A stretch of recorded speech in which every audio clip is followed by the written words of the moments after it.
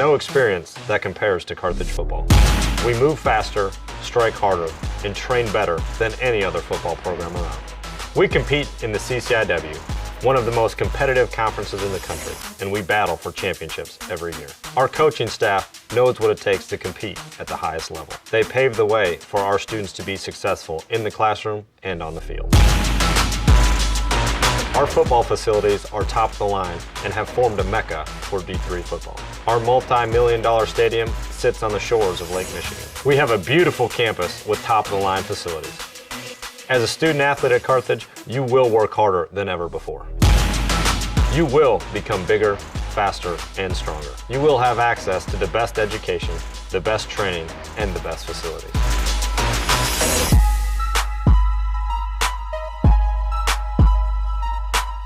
Be a Carthaginian. Make your move.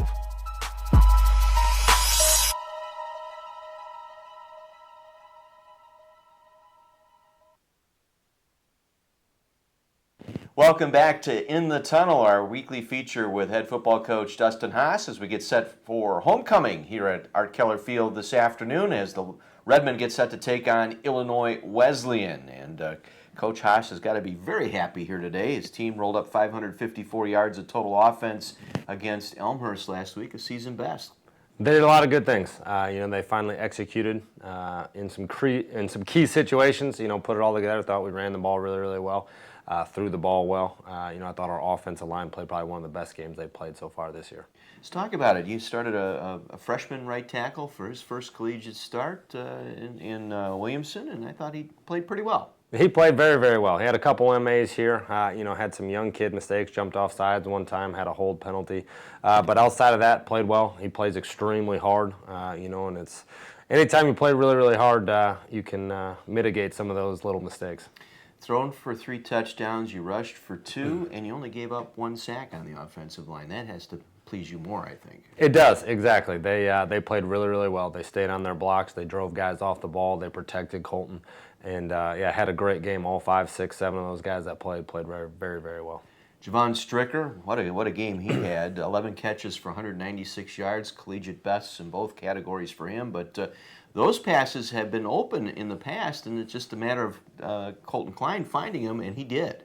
Yeah, we've been talking about it Saturday nights in those film sessions, and you've been a part of that where we said, hey, it's open, let's get there. And I think part of it, that offensive line gave him some time to get down to those reads, and Colton kind of, as he matures in the offense, realized he does have time, and Stricker is open. And Stricker made a lot of good things happen once he had the ball. He took a lot of those short passes and made some guys miss and turned them into some longer gains. I was going to say there were several that were of the 5 to 8 yard variety. They turned into 18 to 20 yards. Yeah, he's a special player. He's got a lot of suddenness to him. He's a quick kid, and it makes some guys miss, and he can run with the football. Dana Fontenot gets 119 yards rushing, but Peyton Lingle, I think you got to be pleased with that. Coming off in the second half, 91 yards rushing, and I know he's been battling through the injury and trying to get back into that 2 deep. Yeah, he's a kid that came out of spring ball that was pushing Dana. He was our 2, played very, very well in the spring. Played well in camp, and he actually got hurt in our scrimmage, had an elbow injury. He happened on the opening play, so he didn't get to do much of anything in the scrimmage and was out for the first 2 weeks, and then, came back, and as he kind of slowly got back into shape and, got back into the offense, has gotten a bigger role each and every week, and I think that showed on Saturday. And that's going to help, I think, in the second half here as we get into the second half of the season, having a fresh set of legs really back there along with Fontenot. For sure. Give Dana a break here and there, and a guy that there's not a big drop-off, can still run the zone very, very well, sees it well, probably our most patient zone runner, and a guy that can come in and steal some reps there and not have a drop-off. Defensively, also a fine ball game. 4 sacks in that ball game. I thought the Indian Trail connection there between Jacob Simar and Josh Wayand, between them 13 tackles, 4.5 tackle for loss, and 2.5 sacks between both of them. Yeah, they played really, really well. Some teammates there that have played together for the last 8 years. Maybe more going back to those middle school days, but played very well together. Both were in the backfield quite a bit and causing a lot of disruptions, and played great games by both of them. So carrying that momentum into this week's game against Illinois Wesleyan, here you've got a 2-2 Wesleyan team that started off the year 0-2. They dropped the ball game in overtime out at UW La Crosse, then opened up conference play with a loss to Wheaton, but they have bounced back with 2 consecutive wins, their most recent against Carroll on Saturday. Yeah, they're not really a 2-2 team. Their record might say it, but man, they're a very good football team. They lost in overtime to a ranked lacrosse team, and if you watch that film, had every opportunity to win the game. Had some bad bounces there at the end, not go their way, and played Wheaton really tough. And I think you see what Wheaton's done to some of the other teams in CCIW. They had a chance to compete in that Wheaton game right down till the end there, and they're a really good football team. All 3 phases are clicking right now for Illinois Wesleyan. Of course, offensively, Brandon Bauer, the senior quarterback, he's thrown for 985 yards and 6 touchdowns. He's got 2 all-conference receivers, and Jack Healy and Zach Walsh, who are having an all-conference years. Yeah, they're unbelievable on offense. They've got a great offensive line, moves the ball well, through the air and on the ground. They block well. They got a good running back. Anytime Brandon gets in trouble, he knows he can throw it up to those 2 wideouts, and 9 out of 10 times they're going to make a play. Yeah, talk about their running back, Hamid Bully, 397 yards rushing, 3 touchdowns. He's a Division II transfer, and that's going to make things tough. Yeah, Loyola Academy kid came back after going out to Virginia State.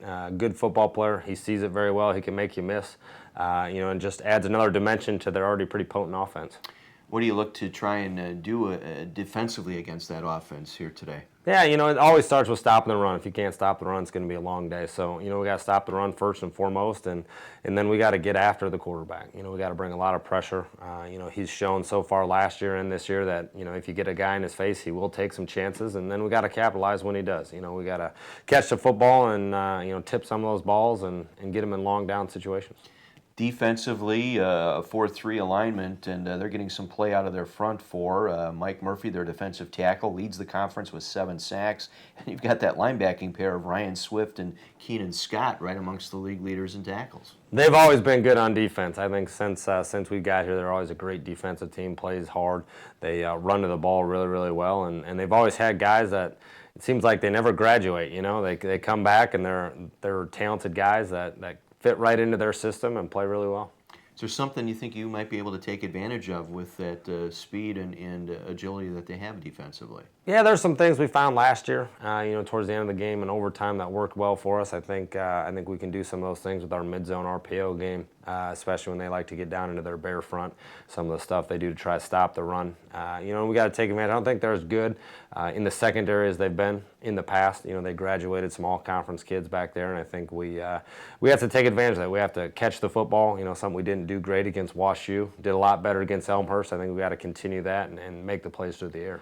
This has really been an interesting series of late over the last 4 or 5 ball games. I think 7 points or less has decided the last 5 ball games between these 2 schools. Yeah, I think we've had a couple overtime games in there, double overtime game. I know up here a couple years ago they had to recover an onside kick and then won it on a 4th and 20 play. So it's been a back and forth battle. Every year I've been here, they're kind of our Achilles heel a little bit. It's time for us to kind of get over the hump here with a big time win. Time now for our keys to the ball game. What's it going to take?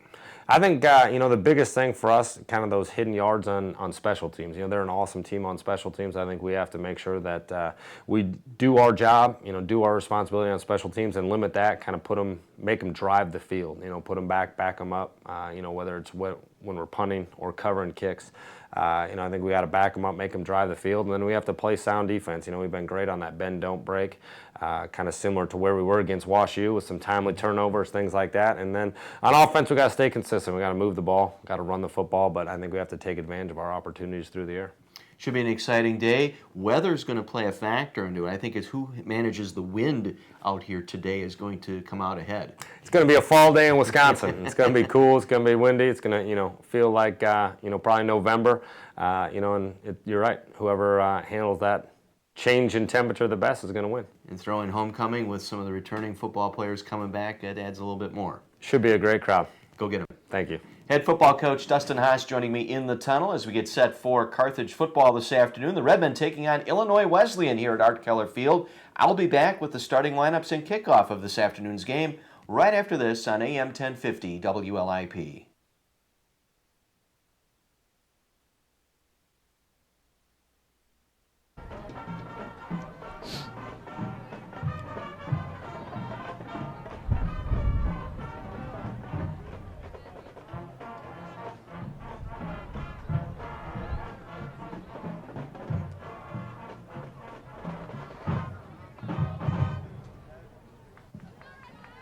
afternoon, ladies and gentlemen, and welcome to Carthage College and Art Keller Field for Carthage College football and homecoming 2019. Special welcome to all of our Carthage alumni, friends, and friends who are with us this afternoon. This afternoon, Redmond hosts CCIW rival, the Illinois Wesleyan University Titans, who entered today's game with an overall record of 2-2 and a CCIW mark of 2-1. Redmond also entered the game with an overall record of 2-2. Welcome back to Art Keller Field in Kenosha as we get set for Redmond football this afternoon. Carthage set to take on Illinois Wesleyan. Let's give you the starting lineups for the ball game today. We'll start first for the visitors from Bloomington, Illinois, under head coach Norm Esch, the dean of coaches in the CCIW. Esch 210, 107-1 in his 32nd season as head coach, 152 conference wins, the all-time leader in CCIW victories, Norm Esch. In his offensive line today, it'll be at left tackle, Ethan Emerson, 6'5", 270 senior out of Plainfield, Illinois, second team all-conference last season. Jacob Finfer will be left guard, 6'1", 265, a sophomore out of Highland Park, Illinois. Jake Bowie centers the football, 6'1", 260, a sophomore from Frankfort, Illinois, first team all-conference last year. At right guard will be Chris Wojak. Wojak at 6', 285, a junior out of LaGrange, Illinois. And the right tackle will be A.J. Lust, 6'6", 280, a sophomore out of Springfield, Illinois. The tight end will be Christian Macharowski, a 6'1", 230-pound senior out of Carroll Stream, Illinois. Very talented at the wide receiver position. Jack Healy, first team all-conference a season ago. He is 6'5", 235, a senior out of Northfield, Illinois. Dean Ziglich, the other wide receiver, 6'1", 185, a senior out of Riverside, Illinois. He has a touchdown receiving. He also returned a kickoff last week, 96 yards for a touchdown. Bryce Dooley will be in the backfield, a 5'9", 175-pound senior out of Leroy, Illinois. And Hamid Bully, a transfer from Division II Virginia State, running the football, 5'11", 190, a sophomore, already 397 yards, averaging almost 5 yards per carry. The starting quarterback, a second-team all-conference from a year ago. We have him listed here, Brandon Bauer, 5'11", 190, a senior out of Frankfort, Illinois. He's completed 58% of his passes, thrown for 985 yards, 6 touchdowns, 7 interceptions. That is your offense for Illinois Wesleyan. Defensively for the Titans, a 4-3 alignment and a very good defensive front. Emmett Zima at one defensive end, 6'3", 240, a junior out of Park Ridge, Illinois. Francis Urbanski on the other side, 6'1", 220, a senior from North Riverside, Illinois. Interior tackles, Mike Murphy, 6'3", 255, a junior. He leads the conference in sacks with 8. Chance Hilliard, also at defensive tackle, a 6'2", 260 senior out of Marion, Illinois. Very good linebacking core here from Illinois Wesleyan, led by Ryan Swift, a 6'4", 235-pound senior out of Brookfield, Illinois, second team all-conference a season ago. He leads the team in tackles with 37. Keenan Scott at one linebacker, 6'2", 220, a junior out of Riverside, Illinois. Dave Lux on the other side, 6', 240, a senior out of Tinley Park, Illinois. Young secondary, it's Tyler Maple at one corner, 6'3", 185, a sophomore from Plainfield. Trevor Kepke, the returning senior. Kepke, senior at 6', 175, has a sack, an interception, and a fumble recovery to his credit this year. The safeties will be Nico Gubenko at 6', 190, a senior, and Jake Knapp, 5'11", 210, a senior at strong safety. That is your starting lineup for Illinois Wesleyan. For the Carthage Redmen today, under head coach Dustin Haas, now in his second season, 6-8, his career mark to date. At left tackle will be Drew Neville, 6'3", 265, a sophomore out of Rolling Meadows. Jalen Gales will start at left guard, a freshman, 6'1", 260, out of Lansing, Illinois. Matt Ferraro will start at center, 5'10", 270, a senior from Richmond Burton High School. Travis Werner at right guard, 6'2", 280, a senior from New Lenox, Illinois. And making his second collegiate start at right tackle will be freshman Kyle Williamson, 6'4", 245, out of Manuka, Illinois. Sam Limbaugh will be the tight end, 6'1", 245, a sophomore from Marion Catholic Central. The wide receivers, Brett Patton, 6'1", 190, a senior from East Kentwood, Michigan. Patrick Murphy at 6'3", 200-pound junior from Evergreen Park, Illinois. And Javon Stricker coming off a collegiate best 11 reception, 196-yard game last week against Elmhurst. Stricker at 5'9", 180, a junior out of Palatine, Illinois. The starting tailback will be Dana Fontenot, 5'9", 195, a sophomore from Lake Charles, Louisiana. And the starting quarterback today will be Colton Klein, 6'3", 190, a junior out of McHenry, Illinois. Klein, 353 yards passing, 6 touchdowns, 1 interception on the year. Defensively for the Redmen, a 4-3 alignment. Mike Muelling and Nubis Padai, your defensive coordinators. It'll be Cam Stubblefield back in the starting lineup today, 6'1", 215, a senior from Naples, Florida. Missed the game last week with an injury, cleared. He will start today. Jacob Seimer, 6'2", 290, senior at defensive tackle from Pleasant Prairie. Had his best game against Elmhurst last week. 8 tackles, 2.5 tackle for loss, 1.5 sacks of the Blue Jays last week. Dylan Ramirez at the other tackle, 6'2", 285, a junior from Niles, Illinois. And Gabe Vila at defensive end, 6'5", 246, a junior. Nickelback and linebackers, it'll be Josh Wayand at nickel, 5'11", 190, a senior out of Indian Trail High School here in Kenosha. Outside linebacker will be Stephen Shipp, 5'10", 225, a junior from Gibsonton, Florida. Inside linebacker Kevin O'Boyle, 6', 215, the junior from Plainfield, Illinois. In the secondary, Bobby Baker at one corner, 5'7", 160, a junior from Savannah, Georgia. Jeremiah Baker at the other corner, 5'11", 185, a sophomore from Temple Terrace, Florida. The safeties will be Damian Lomelli, a freshman, 6', 150, out of Tampa, Florida. And Galvin Hoops, 6'1", 190, a senior out of Naples, Florida. There is your starting lineups for the Carthage Redmen and Illinois Wesleyan Titans. We mentioned weather will play a part in this ball game. It is bright sunshine, but the wind will be the factor today.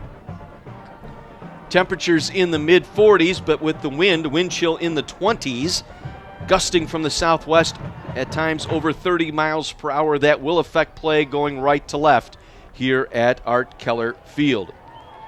Other games going on in the CCIW this afternoon. Everything at 1 o'clock except for one game today. 5th-ranked Wheaton is at North Park to take on the Vikings. North Central dropped to number 11 in the country. They, after their loss to Wheaton last week, they will host Augustana. Elmhurst is in St. Louis this afternoon to take on Washington University. And Milliken has made the trip up from Decatur to Waukesha to take on Carroll.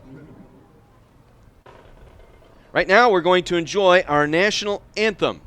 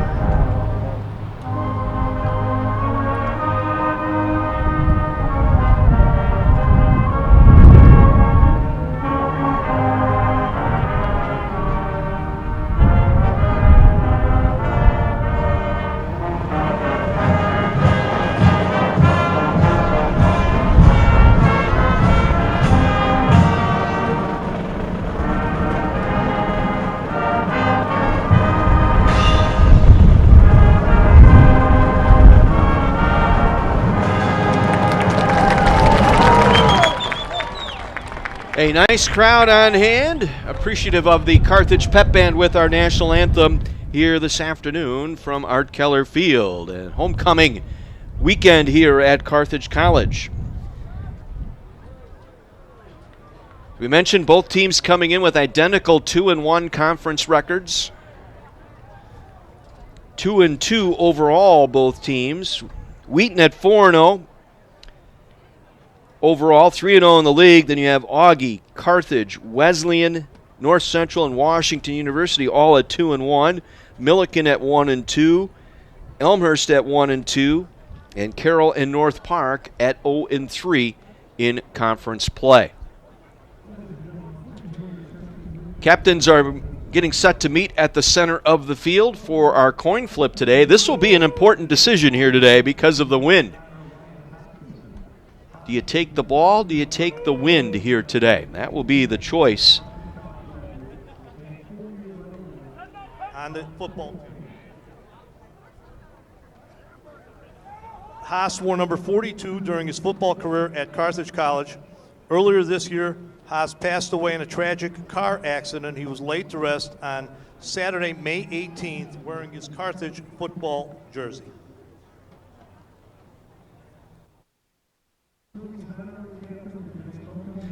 So a coin flip.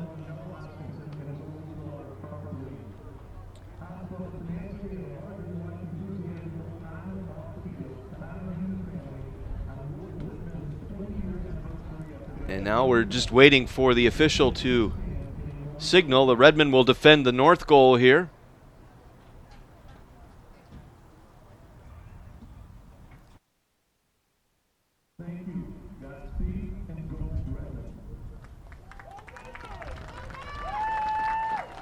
Illinois Wesleyan has won the toss and deferred their choice to the second half. Carthage will receive. Good luck. There you go. So Carthage will get the football. They will go into the wind here this afternoon from Keller Field. They'll defend the goal to my right, the north end zone. Redmen in the all-red uniforms today. Red jerseys, red pants, white numerals, red helmets. Illinois Wesleyan in the white jerseys, green numerals, green pants, green helmets. And we're set for football here today.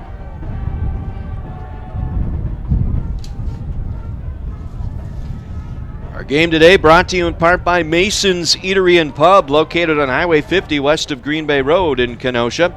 By Building Waters Plumbing, Heating, and Cooling. That's what they do. And refrigeration, too. Francetic Tax Resolution. Don't get frantic, get Francetic. Go to 262tax.com.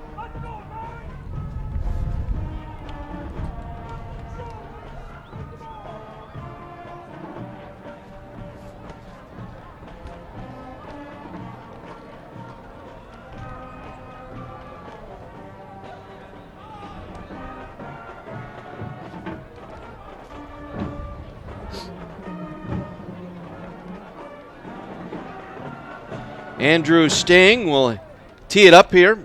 Kicker, a freshman, does the kickoffs here for the Titans. Back deep for the Redmen. It'll be Eddie L. on one side, along with Jacob Boucher for the Redmen. Boucher, the sophomore out of Mukwonago High School. Big win by Mukwonago last night. They shut out Arrowhead last night, 34-0 in high school football last evening. I can only imagine Tommy Taraska, the defensive coordinator up there for Arrowhead, flopping around on that sideline with that defense getting shredded like they were by Mukwonago last night.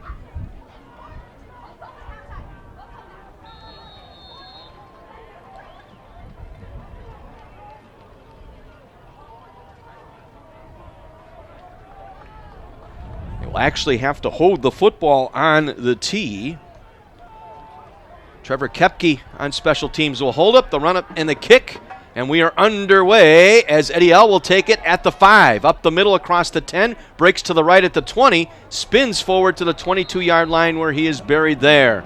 Getting down on special teams for the Titans, Roger Dondonville, a junior defensive back for Illinois Wesleyan. It'll be Carthage ball at their own 21-yard line to begin our ball game here this afternoon. Colton Klein will lead them out on offense, the 6'3", 190-pound junior out of McHenry, Illinois at quarterback. Billy Dury will actually start at the tight end. He'll be lined up here on the near side as a wing. Starting running back is Fontenot. Dana Fontenot in the backfield, the single back. Klein working from pistol, takes the first snap. Read option, he'll give it to Fontenot. Spins his way across the 25 out to the 26-yard line. It'll be a pickup of 5 for Dana Fontenot. Up front for the Redmen, Drew Neville, Jalen Gales, Matt Ferraro, Travis Werner, and Kyle Williamson. We'll set the receivers for you following this second down snap. 2nd down and 5 for the Redmen. at their own 26-yard line, working right to left here in this first quarter. And Klein pulls it back, wants to throw, goes over the middle, completes the catch out near the 40-yard line. Jalen Dennis with a leaping grab across the middle of the field out to the 40-yard line. It'll be a gain of 19 and a first down for the Redmen. They'll get to the line of scrimmage, ready to snap. 1st and 10 Carthage. That read option working well here early on. Klein has done such an effective job the last couple of weeks with that. Hands it off to Fontenot, tries the middle of the line, gets out to the 43-yard line for a 3-yard pickup. Off that bottom of the pile for the Titans defensively, that was Emmett Zima. It'll be Zima, Murphy, Hilliard, and Urbanski up front for Illinois Wesleyan. 2nd down and a long 8 here for the Redmen. Klein takes the snap. Fakes the handoff to Fontenot. Now scrambles out to his right. Has some running room. Will get the first down across midfield, far sideline, and out of bounds across the Titan 45-yard line. 13-yard scamper for Klein. It'll be a first down for the Redmen, and they've crossed midfield. So starting to get effective on the ground, and again trying to take advantage, running away that time from Mike Murphy, who charged upfield, and Klein was able to step around him. Nobody home on the backside. Klein will throw it out near side, completes to Stricker with some running room down the near sideline. Stricker pulled out of bounds, shy of the 35-yard line, near sideline. Able to take him out was Nico Gubenko, the free safety for the Titans. It'll be another Redmen first down. Let's see, are they going to move the chains here or not? No, it's going to be just a shy. It'll be a pickup of 9. 2nd down and 1 for Carthage. We're early in the first quarter, 3 minutes in. First possession of the game, Redmen. And at their own 21-yard line. Klein, straight drop back, wants to set up a screen, tosses it out there, completes to Fontenot on the right side, gets outside the hash mark right side, inside the 35, down to the 34-yard line. It'll be a pickup of 2 and a first down on a quick hit screen that time to the right side. Good patience on the part of Colton Klein as the offensive line released that time. There were 4 Titan players charging up the field. Klein patiently waited, dumped it out right side, hit Fontenot for the short pickup and the first down. 1st and 10 from the 34-yard line. Klein again looking to throw. Goes backside, and it's incomplete, looking for Billy Dury. That pass was thrown incomplete out of his grasp that time. That wind kind of picked up just as he got rid of that football, and it put a little more air underneath that ball and kind of sailed high and wide of Billy Dury. 2nd down and 10 from the 34. Patton, Murphy, and Dury, the 3 receivers here to the near side for the Redmen. Fontenot, the single back to the left of Klein. Play clock down to 10 here as Klein gets them set at the line of scrimmage. Fake the handoff, and he'll keep it, and he'll be sacked all the way back at the 45-yard line. Guess who? Mike Murphy, the junior. He's had a sack in every ball game now this season. That's his first this afternoon. He has 9, leading all of Division III in that category. Huge loss back to the 42-yard line. It'll bring up 3rd and long here for the Redmen. 3rd and 18. A loss of 8 on that play on the sack given up by Klein.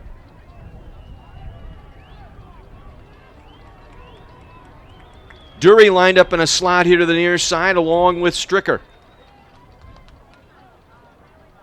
They'll hand it off to Fontenot. Cuts back up the middle. Fontenot will get some of that back down to the 35-yard line. Well short of the first down. A gain of 7 on the play for Fontenot. It'll bring up 4th down. And let's see what the Redmen decide to do here. Got to bring the punting unit on, and they will. Try and pin them back, though. You'll be punting into the wind. Try and drive this one inside the 20. It'll be Trevor Kepke back there.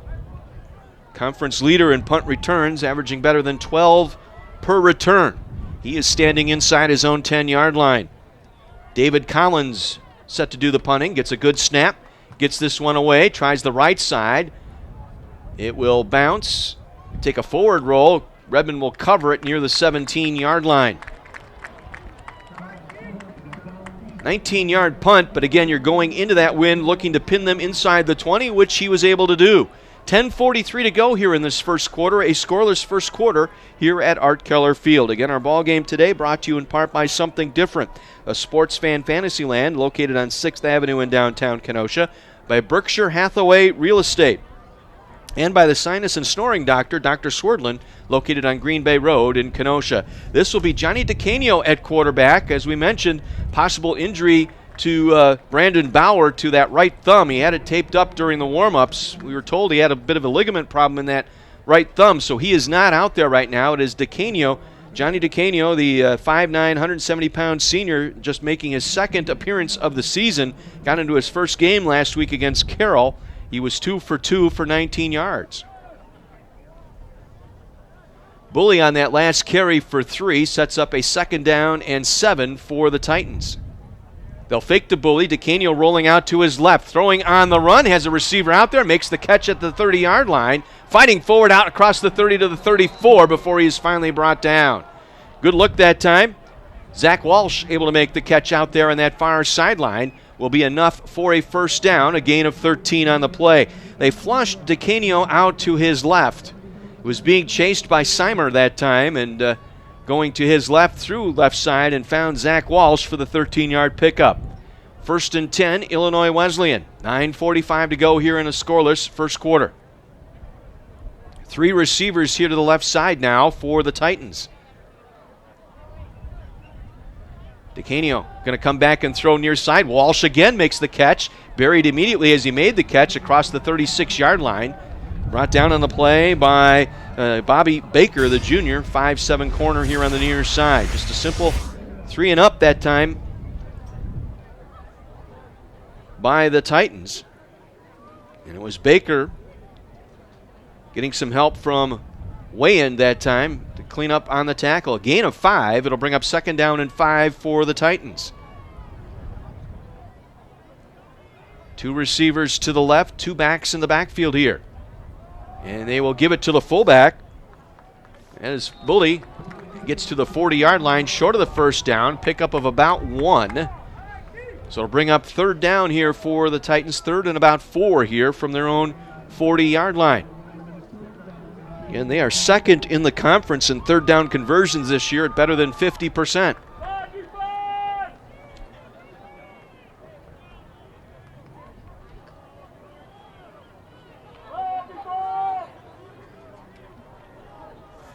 They'll put Healy out here on the near side along with Ziglich. Ziglich in motion now to the left. He will line up as a slot receiver left side. Fumble on the snap. DeCanio will pick it up, and he'll run down the left side. Across midfield, DeCanio breaks a tackle at the 40, 35, down to the 30-yard line. A muffed snap. He picked it up. Redmond had vacated the left side of the defensive area there as they were slanting in. Stubblefield came all the way inside on his slant, and that allowed the DeCanio to pick up that loose ball and just come right up the left hash mark out across the 40-yard line. Down to the Redmond 28 for that gain. 32 yards by DeCanio. 1st and 10 Titans at the Redmond 28-yard line on a broken play.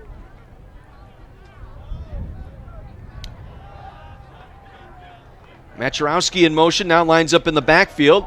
Handed off to Bully, and Bully lost the football, but he was down right at the line of scrimmage. Actually lost a yard that time. There was a little confusion on the handoff between DeCanio and Bully. Again, if you're joining us, Brandon Bauer not in there for the Titans. Again, during the warm-ups, we noticed he had that right thumb bandaged up. We were told he had a little bit of a ligament problem in that throwing hand, and so it is Johnny DeCanio, the senior, that is out there. 2nd down, 11 from the Redmond 29. Bully the single back, 2 receivers left, single receiver right. The tight end rolls to the left side, and Macherowski. DeCanio from pistol. Quick throw, near side, completes to Healy at the 25 and wrestled down there. Wrapping him up almost immediately on the catch that time was Jeremiah Baker here on the near side. They'll give him forward progress to the Redmond 24. It'll bring up a 3rd and about 6 here for the Titans.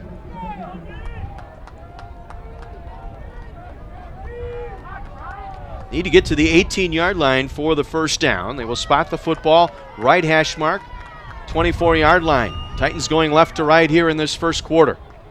3 receivers to the left. Tight end will roll to the right side, Machorowski. Single back is Bully, and Bully will get the fake. It'll be DeCanio going up the left side, inside the 10, 5, touchdown, Titans. Little read option that time between Bully and DeCanio, and the 24-yard scamper by DeCanio, the quarterback, again going up the left side of the Redmond defense, able to get the touchdown. And Stubblefield rushed all the way straight up the field, and that's where DeCanio went, right to that spot. There was no backer help there, and his only contact came from O'Boyle, but after he crossed the goal line. Now that swinging gate formation on the extra point.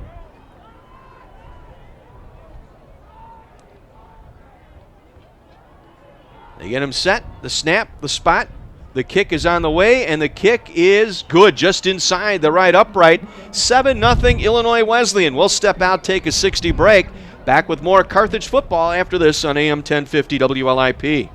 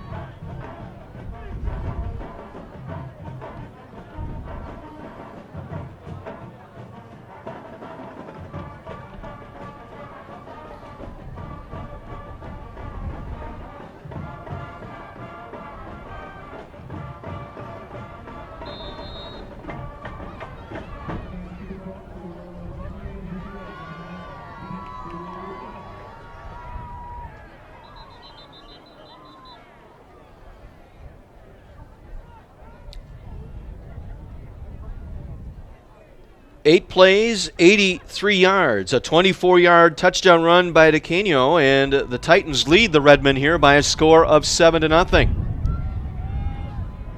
Back deep for Carthage, Eddie L. and Jacob Boucher. And this kick, line drive kick that L will let bounce through the end zone for the touchback. Carthage ball on their own 25-yard line. Really, the Redmen, a victim of their own speed that time on defense, is both times on both big runs by DeCanio.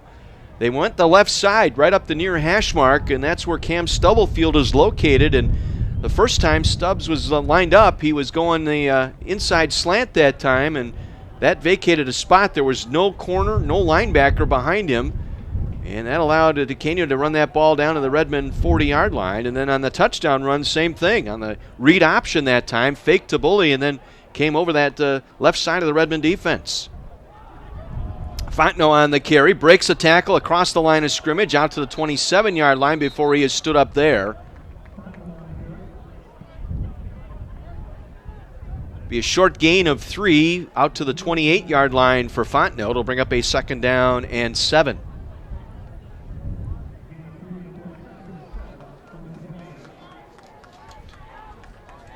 From the 28-yard line. 2nd and 7.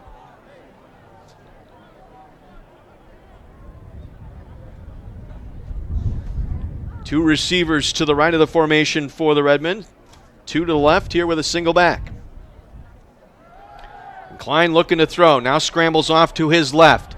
Stutter steps, continues left, and will get out of bounds just across the 25-yard line. He was being chased out of there that time by Dave Lux, the linebacker, 6 foot 240, a senior, able to race him to the sideline here on the near side. It'll be a loss back to the 26-yard line.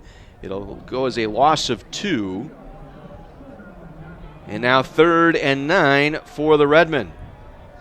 Dennis, Patton, and Dury, the 3 receivers to the right. Strigger, single receiver here to the near side. Fontenot, the single back. Klein working from pistol on 3rd and long. Rushes on. Klein trying to get out of there. Comes around near side.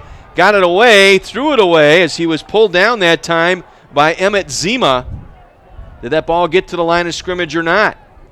I don't think it did. Yep, there's the flag. Intentional grounding. Number 9, offense. Lost it down at the spot of the foul. The pass did not meet the line of scrimmage. 4th down. And that's a tough call there because that's going to move the Redmen back inside their own 20, punting into the wind. As I mentioned, that's where teams are going to be taking advantage of this ball game when they have the wind at their back. And this is going to allow the Titans with excellent field position here. Collins will be punting into a gale here. Gets a good snap. Drives this one. Actually a good punt. It'll bounce at midfield. Koepke will let it bounce dead there as it will be covered up by the Redmond player downfield. They'll mark it down at the Titan 48-yard line. Jacob Boucher getting down there to cover it up. 4:36 to play, first quarter. Redmond trail by a score of 7-0. Our game today brought to you in part by Lynch Chevrolet of Kenosha, just east of I-94 and Highway 50, by Ruffalo's 2 Family Restaurant on 45th Street in Kenosha, and by Lou Perini's Gas and Grocery. That's home of Mama P's, Ho-Ho Cakes, and more, located at 52nd Street and Sheridan Road. From their own 48-yard line, 1st and 10 Titans. 3 receivers to the right, single back is Bully. DeCanio will hand it off to Bully. Left side, up the middle, cuts back, big run. Cross 40, 35, 30, near sideline, and rolled out of bounds in Redmond territory at the Carthage 25-yard line.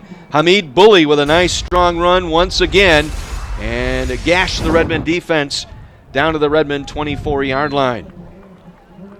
Nothing fancy there. Started up the middle, then planted that left foot, cut back at the hash, and he was off to the races. Galvin Hoops finally got him out of bounds.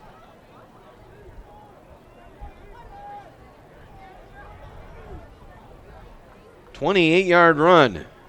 1st and 10. From the Redmond 24, penalty marker on the play. Play was whistled dead. Before the snap, false start offense number 4. 5-yard penalty, 1st down. Hamid Bully that time with our first penalty, and that's rather rare for this Illinois Wesleyan team. They're one of the least penalized teams coming into this game here today. They average just under 5 penalties per contest. This will make it a 1st and 15 back at the Redmond 29-yard line. Under 4 minutes to go here in the first quarter. 7-0 Illinois Wesleyan on a 24-yard Johnny DeCanio touchdown run. Again, he's at quarterback. Brandon Bauer out with a thumb injury. Play fake. DeCanio throwing, looking for Healy, through his hands, incomplete here on the near sideline. He was guarded heavily that time by Jeremiah Baker. Just running a simple slant route. Out of the right receiver spot was Healy, and that was just thrown out of his reach, incomplete. Again, good coverage by Baker. Brings up a 2nd and 15. Bryce Dooley will enter the contest now, replacing Ziglich. He will line up in the backfield here. Bully and Dooley either side of the quarterback, DeCanio. Now Bully will go in motion. He'll line up in a slot to the left side. They'll roll DeCanio to his left. Sets up, throws, and it's nearly picked off. It was intended for Dooley. It was Josh Wayand who got out there. Nearly had the interception near the 25-yard line. Again, it was a roll to the left, designed roll with DeCanio on his move to the left, looking for the fullback, Dooley. That goes incomplete. 3rd and 15 now for the Titans. Ziglich back on the field now. He will line up to the left along with Healy and Dooley. 3 receivers left side. Single receiver here the near side is Walsh as DeCanio takes the snap, steps up, climbs the pocket, throws, and is nearly picked off and dropped. Oh, a gift interception dropped by Joey Montoya that time. Oh, my. Montoya, the linebacker, a junior, had a Christmas present early, standing at the 20-yard line. All he had to do was catch it. I think he was surprised. That pass was intended for Walsh, but DeCanio never saw the linebacker, Montoya. So the field goal unit on, staying out here to attempt this field goal. It'll be a 46-yarder with the wind at his back from the near hash. The kick is on the way, and it is good. Just over the crossbar. Longest field goal of the season for the Titans, a 46-yarder. And the Titans add to their lead now by a score of 10-0.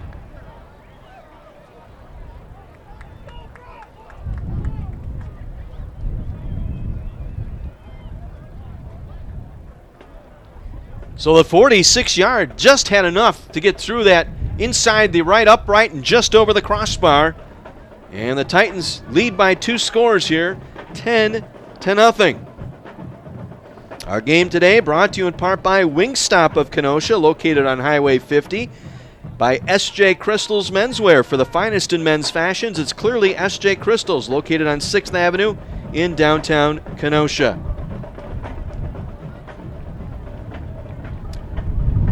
So the 46-yard field goal, Redmond defense able to bend but not break, not give up the touchdown, and nearly had 2 interceptions on that last drive. Again, Kepke will hold the ball on the tee for Stang, the kicker. L and Boucher inside the 5-yard line to my right. This will be a short kickoff, returnable for Eddie L. Goes through his hands, has to pick it up back at the 1. Gets across the 5, outside to the 10, and he'll be stood up and driven down near the 13-yard line. He tried to look before he caught that time, Eddie L. And nearly paid for it. At least got it out across the 10-yard line. The official forward progress to the 14. And that's where the Redmen will start this drive with 3:15 to go here in this first quarter. And the Redmen down by a score of 10-0, having trouble going into the wind here. Fontenot the single back, Klein working from pistol, 3 receivers to the near side for the Redmen. Fake the handoff, they'll throw the bubble screen back to Patton. He's going to be wrapped up for a loss back at the 10-yard line. That wind just grabbed that ball, trying to throw a screen here to the near side. That allowed the defender to close and make the tackle. Tyler Maple, the corner here on the near side, able to get there for the loss back to the 10-yard line. There'll be a loss of 4 on the play. 2nd and 14 from the 10-yard line for Klein. He'll fake the handoff to Fontenot. Wants to throw over the middle. It was thrown behind the intended receiver, and it's incomplete. Looking for Jalen Dennis. He was well covered on the play, that time by the defensive back, the safety, Nico Gubenko, who was draped all over Jalen Dennis. That was a tough throwing window that time for Klein. Well, now you got to watch it here. This is where they'll have the jailbreak blitz coming here. A rush 4, set up the screen to Fontenot. Fontenot breaks 2 tackles before he is buried back near the 5-yard line. Good defense by Illinois Wesleyan on this series, driving the Redmen back. Able to make the final stop on the play was Dave Lux, the linebacker. It'll be a loss of 2 back to the 8-yard line. 4th down, and Collins will be punting out of his own end zone.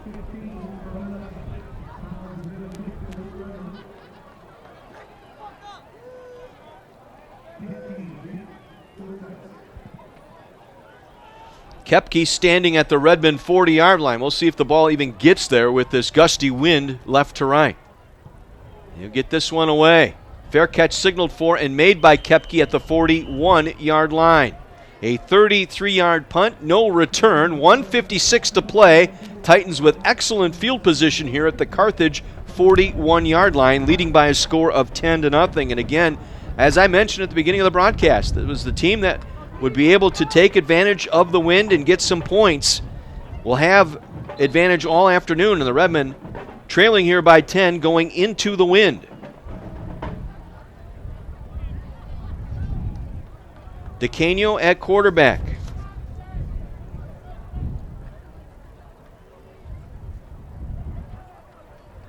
Again, Bauer injured. They'll run the reverse back to Dooley from Hamid Bully. Dooley around the left side will be buried for just a 2-yard gain. Redmen were game for that one. They were not going to be fooled. On the defense for Carthage that time, Damian Lomelli, the freshman strong safety, able to make the play. Gain of 2 off the reverse. They handed it off to Hamid Bully who then flipped it to Dooley, circled around to his left, and Lomeli was there and able to make it a short gain of 2. 2nd down and 8. Clock rolling, 1:20 to go here in this first quarter. They'll move the tight end into the backfield now in Maturowski. They'll throw it. It comes back far side to Healy, and he makes the catch out across the 35 down to the 33-yard line. Jack Healy, first team all-conference a season ago.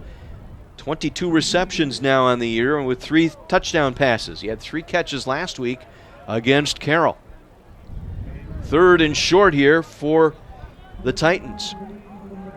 Titans 4 for 4 on 3rd down so far this afternoon. Healy will line up as a single receiver far side. They'll put 2 receivers here to the near side. 2 men in the backfield.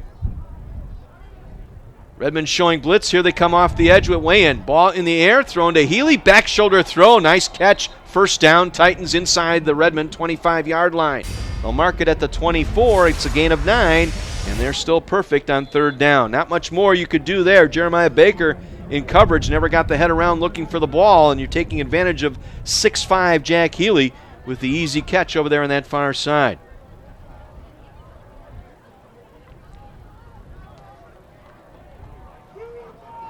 So 1st and 10 from the 24-yard line for the Titans. Final seconds here of this first quarter. They will not get the snap off as the quarter expires here. They will be going into the wind in the second quarter when we return. It's Illinois Wesleyan 10, the Carthage Redmond nothing, headed to the second quarter on AM 1050 WLIP.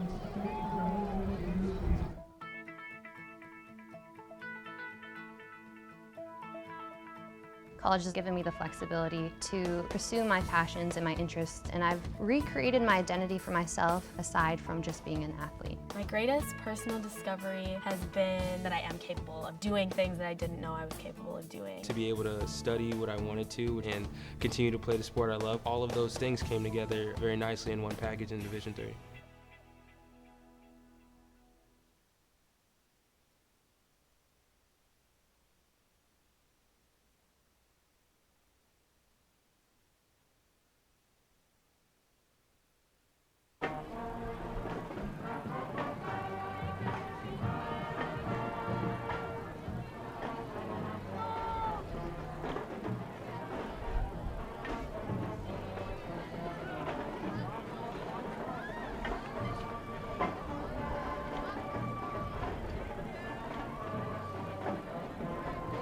Welcome back to Art Keller Field. John Weiser with you. Carthage football this afternoon. Redmond trail 10-0. Other games, Wheaton on top of North Park, 14-0 late first. Also in the first quarter, North Central on top of Augustana, 14-0. Washington University leading the Elmhurst Blue Jays 9-0. That game in the first quarter in St. Louis.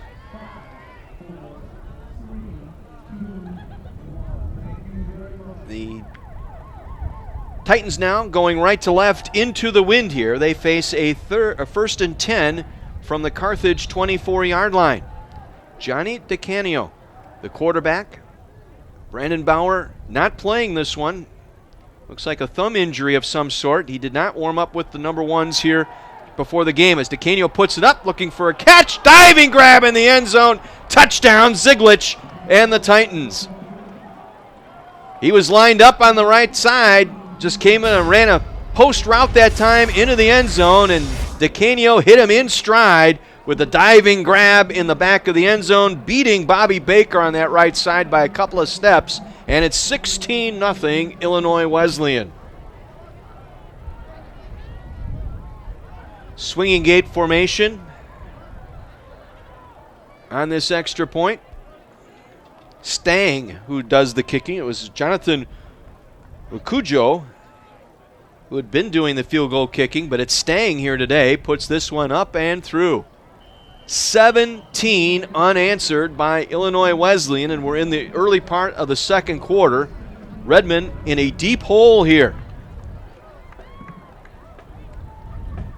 And again, hitting on all cylinders, and you got to give credit to Normesh and this Titan team. I mean, Some teams, when your number one quarterback is injured and going into a game not knowing he's going to play, kind of hide in a shell a little bit. But this Titan team rising to the challenge, able to overcome that here early on.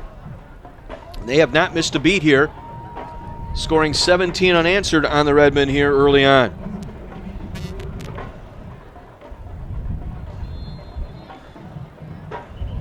Again, that ball blowing off the tee.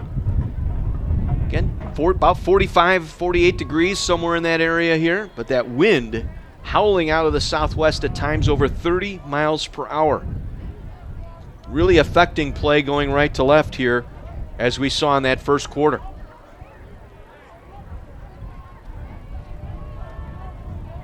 The run up and the kick by Stang. Redmen will let it go out of bounds. Nice job there by the short man for the Redmen, Jake Lampy, the freshman out of Bradford High School. Looked like he was going to try and camp under that. Wisely let that one bounce to the near sideline. The ball will be placed at the 35-yard line. First down, Carthage.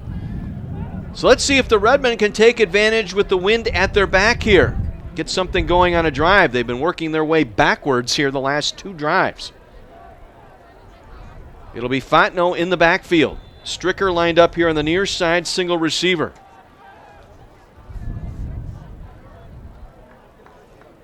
Klein will take the snap. We'll give it to Fontenot, picks his way over the middle across the 35 out to the 39-yard line. Ryan Swift in on that bottom of the pile, able to take Fontenot down, the senior linebacker. Second team all-conference last year, leads his team in tackles coming into the game today. Quick snap here, swipe play, they throw it out, complete to Patrick Murphy, and Murphy dumped down just across the 42-yard line, actually lost a shoe in the process. It was Gubenko who brought him down, the safety out there on the far side, and the Redmen quickly facing a third down. Redmen 0 for 3 on third downs here this afternoon. Klein will change the play. He'll move Fontenot to his left. Two receivers here to the near side, and they'll give it to Fontenot. Fontenot breaks his way across the middle out to the midfield stripe, and he'll get the first down. It'll be a gain of 8 out to the Titan 49-yard line. First down, Redmen. The last second, Klein left it in the belly of Fontenot that time on the read option. He was able to break a couple of tackles before he was pulled down. Dave Lux finally got him to the turf. First and 10, Redmen at the Titan 49. Again, it's Fontenot left side, and this time it's clogged up. Read well by the Titan defense, able to stack him up for no gain.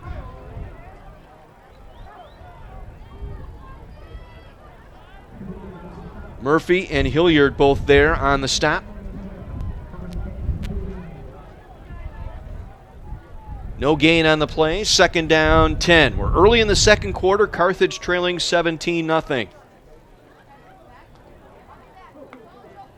Peyton Lingle in there now. He'll get the call, and look out. He is buried in the backfield. Peyton Lingle, his first carry today, and he was taken down immediately by Chance Hilliard. No chance there.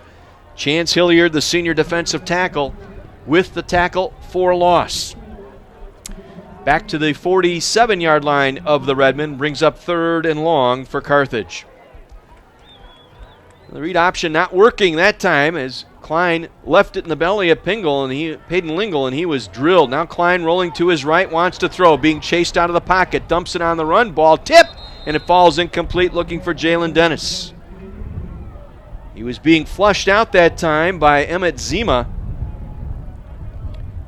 And Klein throwing on the run, tried to dump it out to Jalen Dennis. The ball got tipped by the defensive back and falls to the turf, and the Redmen will be forced to punt.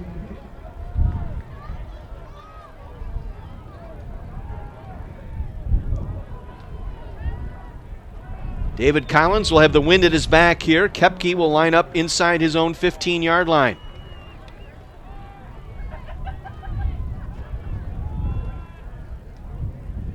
Good snap. Collins gets off a nice punt. Up in the jet stream. Kepke will let it bounce into the end zone for the touchback. 53-yard punt, but a net of 33 as this will come back to the 20-yard line on the touchback. 12:24 remaining here in this first half. 17-0 in favor of the Titans. Today's game brought to you in part by Bob Rohrman's Kenosha Nissan, by Vigiano Insurance Agency. Call Steve, he'll shop for your insurance needs. And by Dickey's Barbecue Pit, located on I-94 off of Highway 50 across from Woodman's. From their own 20, 1st and 10, Illinois Wesleyan. Johnny DeCanio, the quarterback. He will hand it off to Bully. Hamid Bully around the left side, and he is met by Joey Montoya and the rest of the Redmond defense right at the line of scrimmage for no gain. He was trying to come around the left side, but got stacked up at the numerals.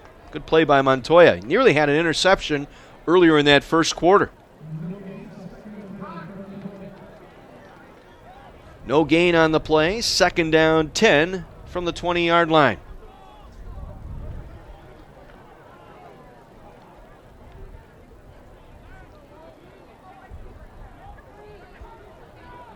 They'll roll the tight end, Maczarowski to the right side. 2 receivers to the right side.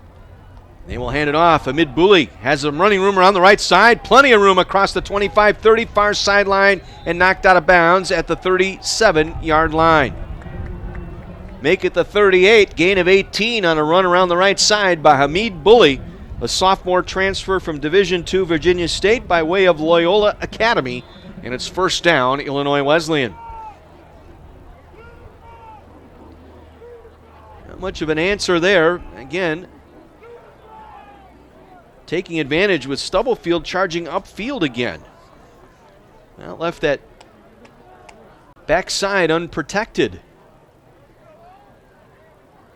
1st and 10 Titans from their own 38. Low snap, DeCanio picks it up, gives it off to Bully, bounces off his own blocker, takes it out to the 40-yard line where he is stopped there. Pickup of about 2 on the play, sets up a 2nd and 8 for Illinois Wesleyan.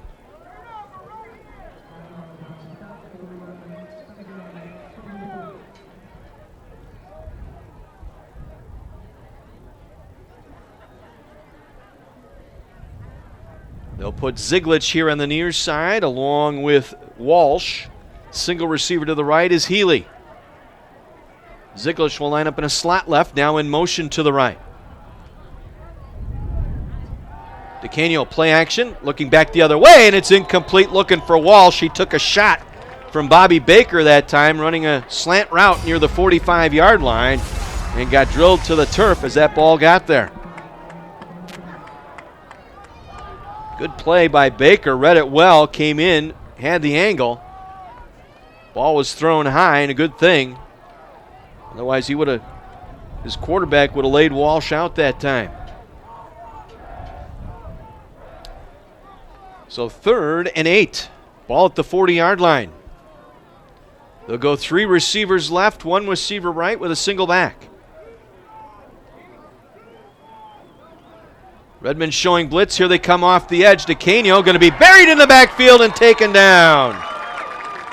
Jalen Slater, the sophomore, coming in for the sack. He now has 1.5 on the season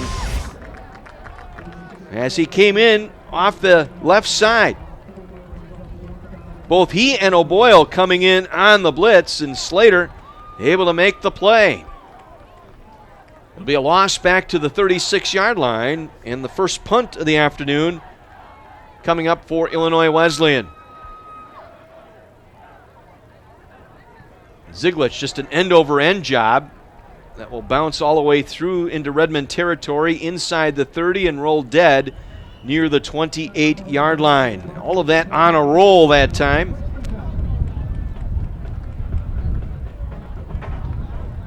See where they mark this one here. They'll mark it at the 28-yard line. Make it the 29-yard line where they finally put it down. 35-yard punt, most of that on a roll by Ziglich. 9:40 to go here in the first half. Redmond trails 17-10 with the football now, working left to right here in this second quarter. Klein will take the snap. Fakes the handoff to Fontenot, throws left side, back shoulder catch made across midfield by Javon Stricker. Right in front of Kepke, the defensive back. Good thrown ball by Klein on the back shoulder, and a nice catch by Stricker out across midfield. They'll mark him out at the Titan 49-yard line.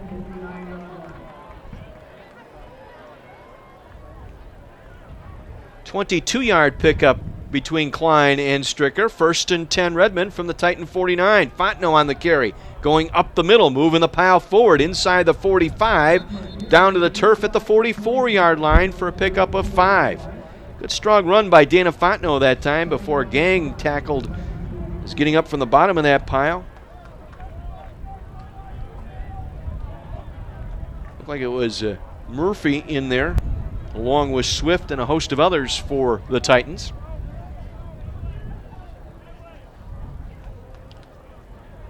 Second down, 5 from the 44 for the Redmen, trailing 17-0. Fake the handoff to Fontenot. Klein going to throw, looking for a man. Brett Patton can't catch up to it. It was incomplete. That wind taking that ball away from Patton. He was trying to run up underneath it inside the 10. Could not catch up to it, and it falls incomplete. Tyler Maple on the coverage for the Titans. Good idea that time on the read option. The fake handoff to Fontenot. Klein pulled it back, went near side looking for Patton. He just could not run up underneath it that time to make the catch. 3rd and 5 for the Redmen. Redmen now 1 for 3 on 3rd downs today. Klein looks to throw. Wants to throw a screen pass. Dury makes the catch, stumbles forward short of the first down at the 41-yard line. Billy Dury, his first catch today. Keenan Scott there to make the stop on the tackle. It'll be short of the first down by 2. We'll bring up a 4th and 2. I think the Redmen are going to go for it, trailing 17-0. Why not? Redmen will go for it here on 4th down.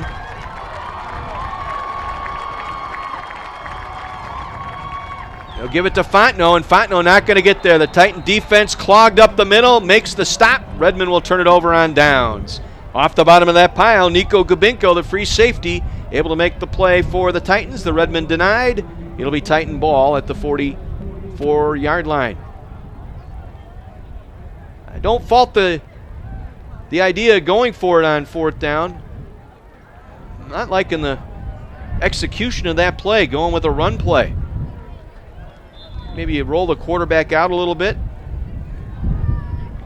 But you give it back to the Titans, trailing 17-0. 8:05 to play here in the first half.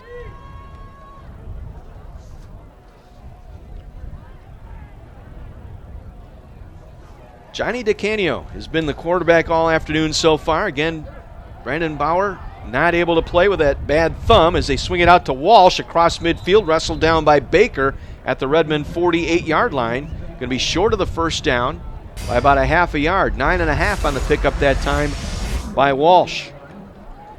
Hey, give the Titans credit. They have not missed a beat here with their backup quarterback. Game plan as usual.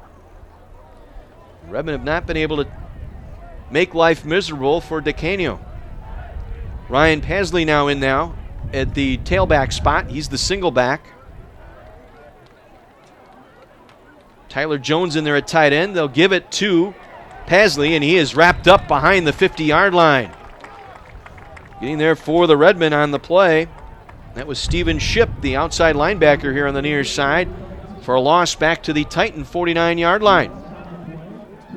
A loss of 3 on the play. It'll bring up a 3rd and 3.5 here for the Titans.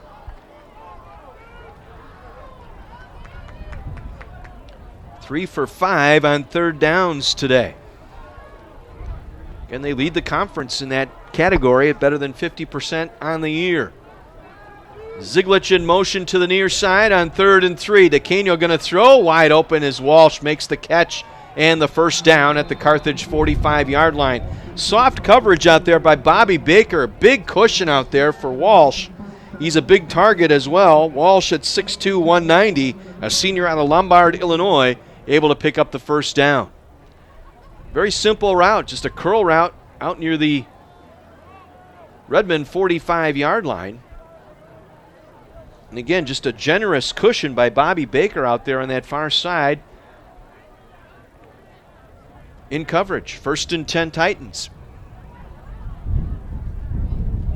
DeCanio gonna throw, comes back right side, completes the pass inside the 40 down to the 35-yard line. That was Healy, Jack Healy making the catch. Healy, that's his 4th reception of the afternoon. Another 10-yard pickup and a first down. DeCanio now 8 for 12 for 77 yards and a touchdown. He's also rushed for a touchdown today. From the Redmond 35. Maczarowski, the tight end, rolls to the right side. 2 receivers left for DeCanio. Steps up, throws, going for the home run. Ball in the air. Catch is made inside the 5. Jack Healy in man coverage that time. Makes the catch at the 5-yard line. It'll be 1st and 10 Titans. 1st and goal from inside the 5. On the big play, they went for the home run. DeCanio on the hitch and go to Healy. And they set it up inside the Redmond 5-yard line. 1st and goal Titans. Carthage with no answers on defense here today.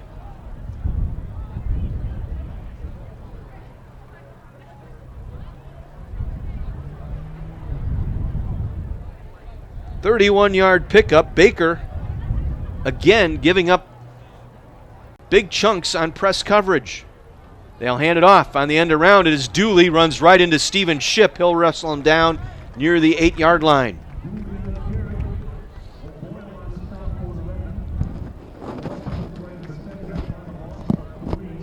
So it'll be a loss of 3 on the play. I think I said it was Shipp. It was actually Kevin O'Boyle, the number 6, who came in to make that stop. Loss of 3 on the play by Bryce Dooley. 2nd and goal from the 8. 4.5 minutes to go here in this first half. Carthage already down 17-0. Needs to stop here, at least force a field goal attempt. DeCanio going to run around right. He's going to be tripped up in the backfield. Josh Wesleyan back near the 19-yard line. Able to knife his way through, dive at the ankles, and bring him down. They'll mark him down at the 18. It'll be a loss of 10 as we take another look. Came in clean off the edge, left side. Josh Wesleyan, senior out of Indian Trail, able to come up with a big play there. Another sack for Wesleyan. Had one last week against Elmhurst. Picks one up here. A loss back to the 18-yard line will make it 3rd and 8 now for the Titans. Healy lined up single coverage far side. Jeremiah Baker will go out to cover him there. 3 receivers near side. DeCanio looking left all the way. Puts it up. Ball thrown short. Caught by Dooley at the 5. He'll walk it in for the touchdown. All kinds of time to throw for DeCanio. He was looking left the entire way, and Dooley, who is normally a fullback, was lined up in a slot here to the near side, walks it in for the 18-yard touchdown reception for Dooley. That's his 2nd touchdown of the year. Had his first one last week. All kinds of time for DeCanio, and he came back near sideline, made the catch at the 8, and walked it in from the sideline there for the touchdown. 23-0 Illinois Wesleyan. Staying for the extra point. It is up, and it is good. 3:32 to play here in this first half. Carthage in a deep, deep hole. They trail Illinois Wesleyan 24-0. Back after this on AM 1050 WLIP.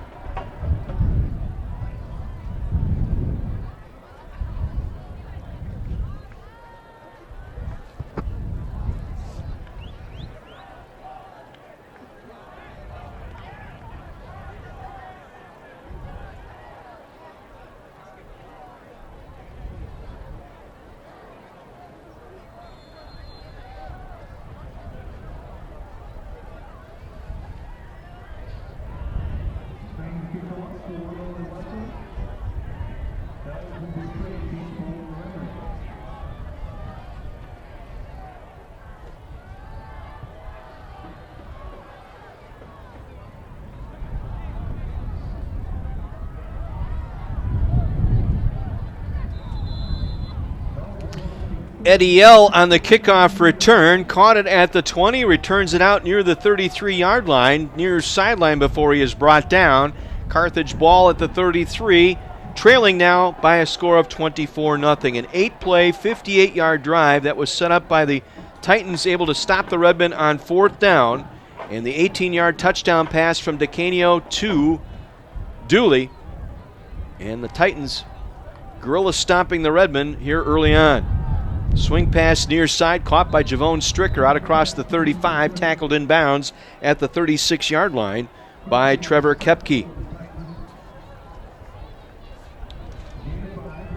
Gain of about 5 on the play will bring up 2nd and 5 for the Redmen. Carthage, no answers for the Wesleyan offense here this afternoon.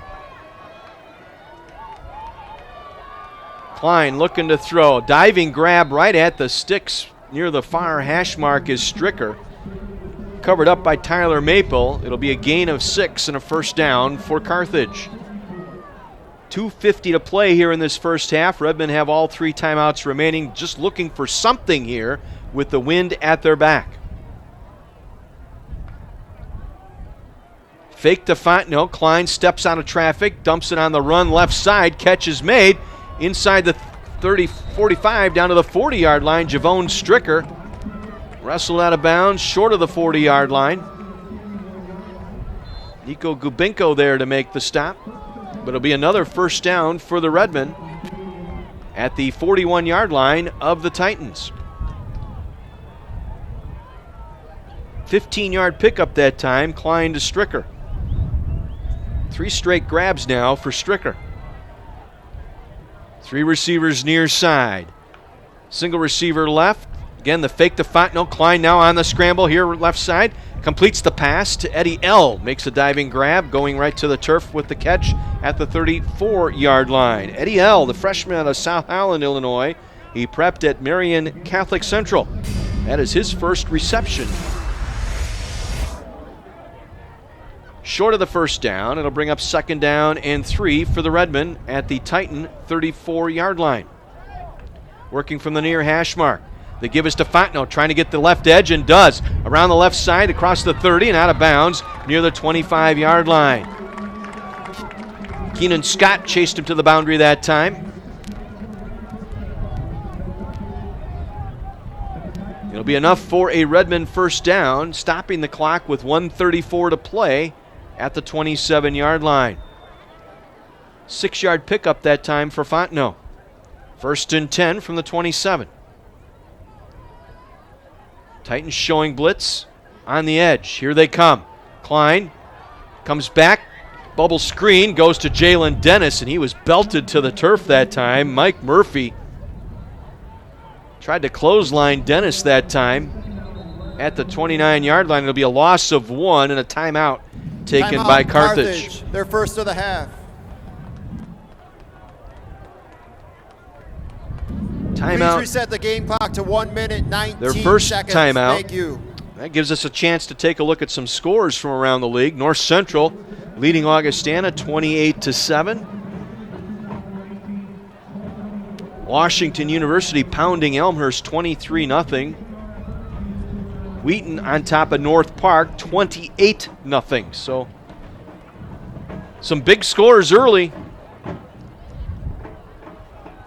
And a couple of home teams trailing big early. Again, you look at this game here today, and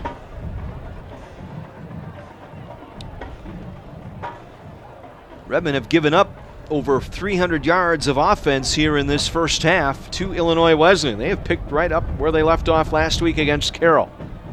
And again, with a different quarterback in there. If you're joining us, Brandon Bauer did not start the ball game today, out with a thumb injury, and DeCanio has done an outstanding job handling the offense for Illinois Wesleyan. 2nd and 11 for Carthage at the 29 of the Titans. Read option play. They'll give it to Fontenot. Late handoff inside the 20, down to the 15-yard line. Almost off to the races that time. He got tripped up by Jake Kapp. Otherwise, that would have been 6 for the Redmen.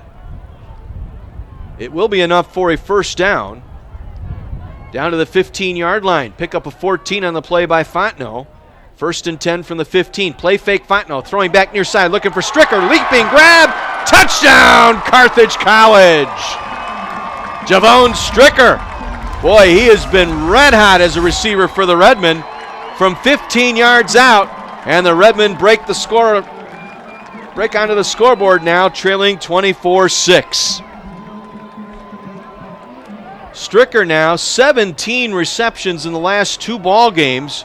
Nicely thrown ball by Klein, and Stricker with a leaping grab in the end zone here in the near numerals, and it's 24-6.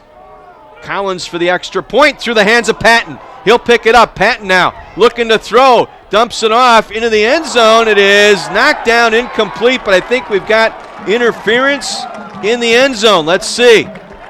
There was contact in there.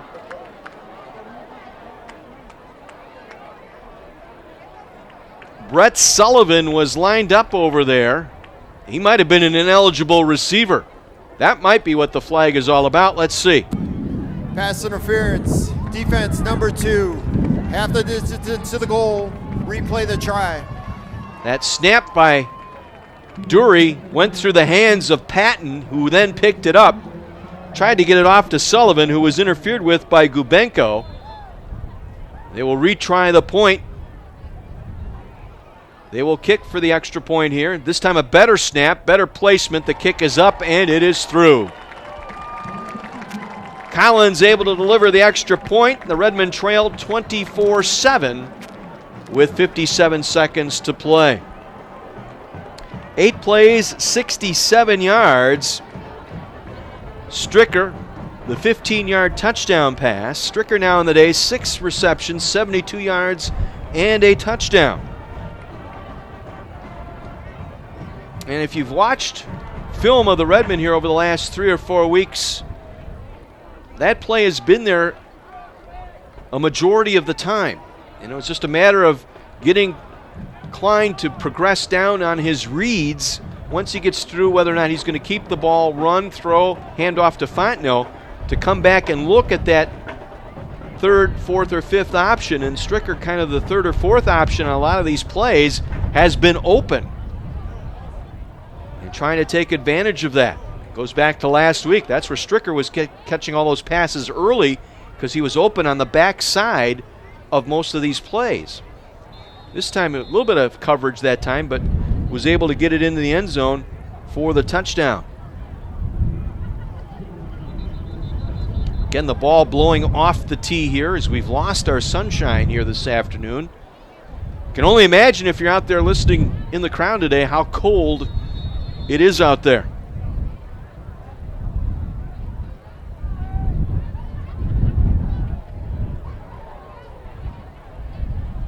Collins kicks this one away, and this will fly through the end zone on the fly.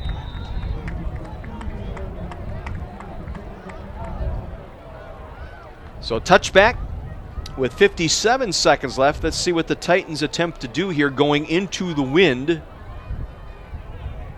I would think with a 24-7 lead, they will get the ball to start the second half. They might just play it safe here. Try some running plays here, at least advance the ball a little bit. Redmen have 2 timeouts, so you have to be a little bit concerned if you're the Titans here. At least move the ball. Pick up maybe 1 first down here. They will hand it off on first down. Out across the 25 to the 26-yard line. First carry of the afternoon, for a second carry, I should say, for Ryan Pasley.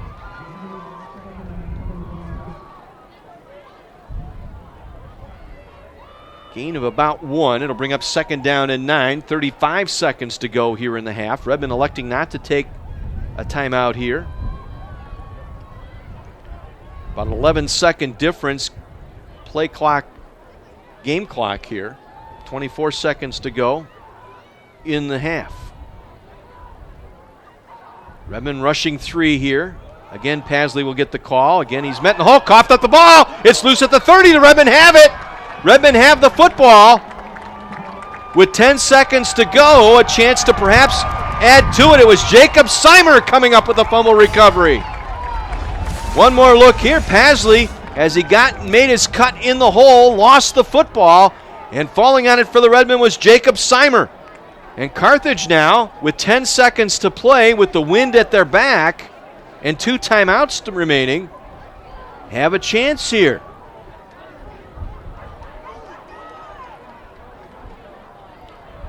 Klein will lead the offense out and have Fontenot in the backfield.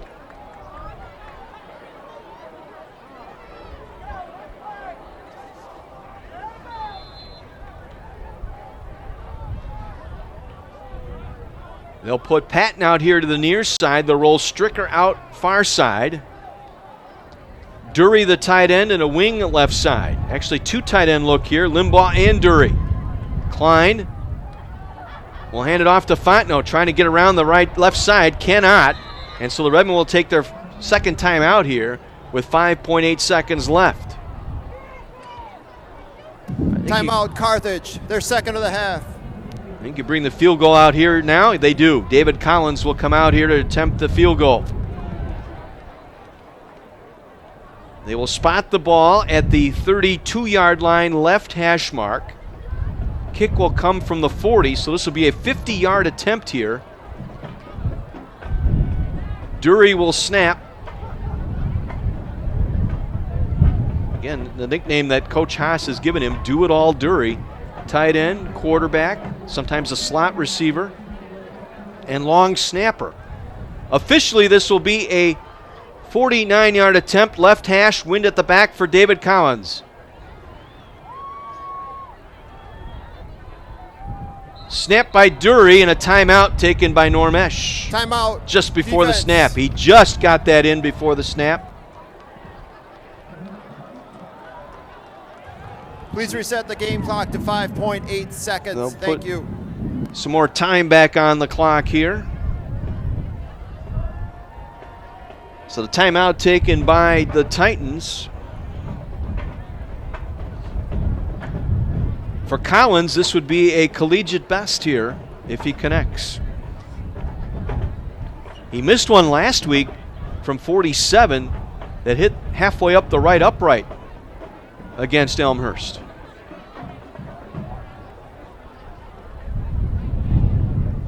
Again from the left hash. This will be a 49-yard field goal attempt for David Collins. Good snap, ball down, kick is on the way, and the kick is no good. Wide left, just missed the left upright as it kind of tailed away at the last minute. So it goes no good. There's 1.1 seconds left here. So the Titans will take a knee to end this first half. Again, had plenty of distance. Just didn't draw back, trying to take advantage of that wind, trying to draw it back inside that left upright.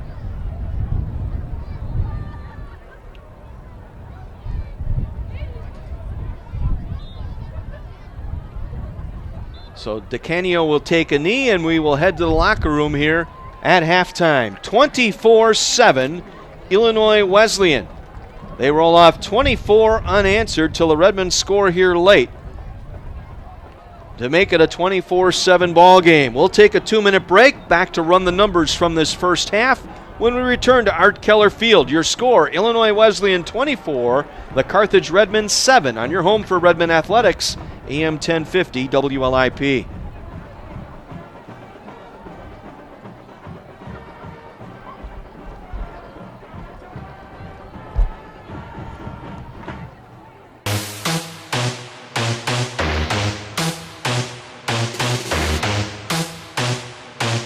There is no experience that compares to Carthage football. We move faster, strike harder, and train better than any other football program around. We compete in the CCIW, one of the most competitive conferences in the country, and we battle for championships every year. Our coaching staff knows what it takes to compete at the highest level. They pave the way for our students to be successful in the classroom and on the field. Our football facilities are top of the line and have formed a mecca for D3 football. Our multi-million-dollar stadium sits on the shores of Lake Michigan. We have a beautiful campus with top-of-the-line facilities. As a student athlete at Carthage, you will work harder than ever before. You will become bigger, faster, and stronger. You will have access to the best education, the best training, and the best facilities.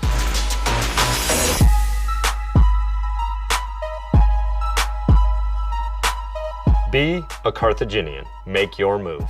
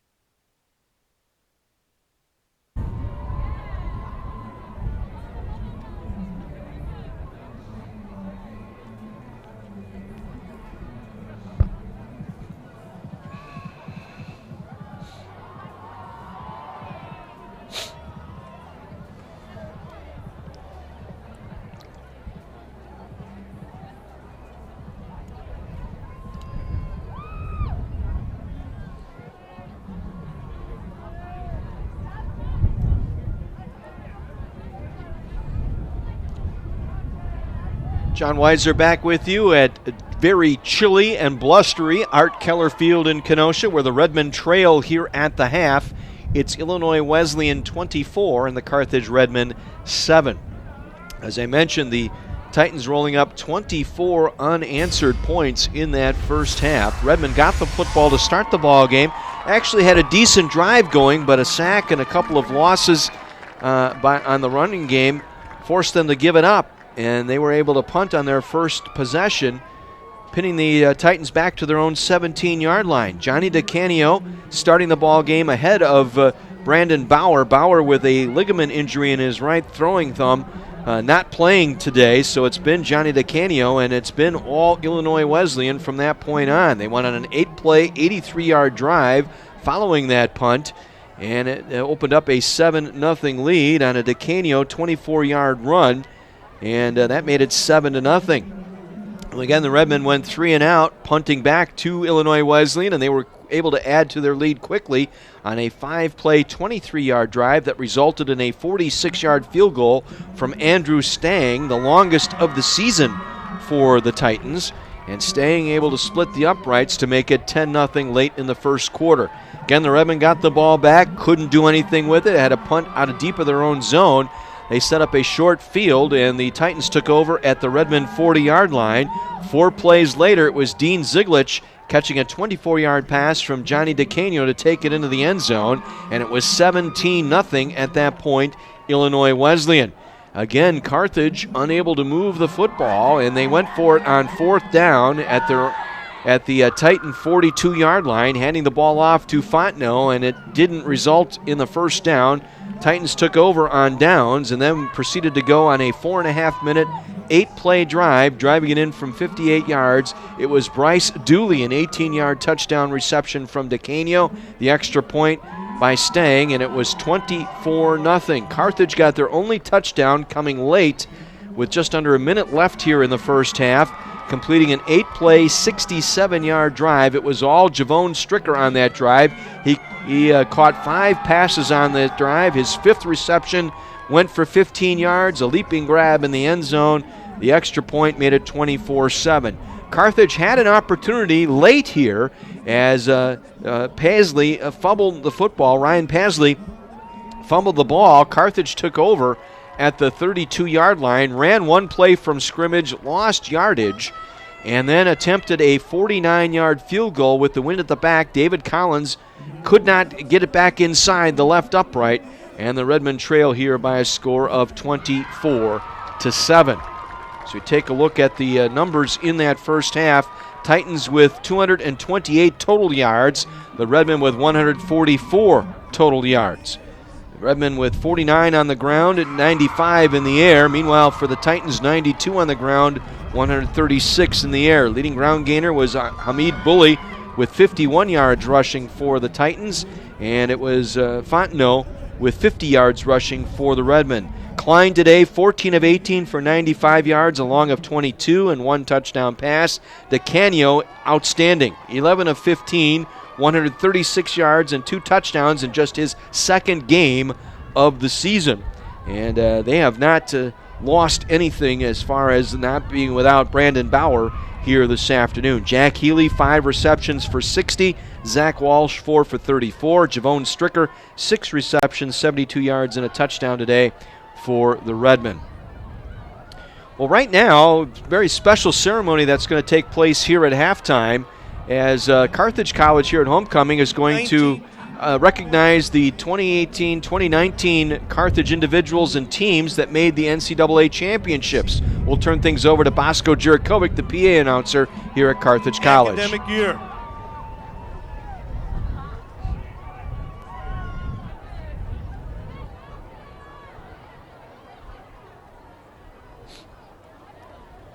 Lining everybody up here for this very special ceremony. I think it's outstanding that the college will be recognizing some of the teams. Men's soccer, for example, women's softball, the women's volleyball team, all getting recognized here this afternoon. We turn things over to Bosco Jurikovic.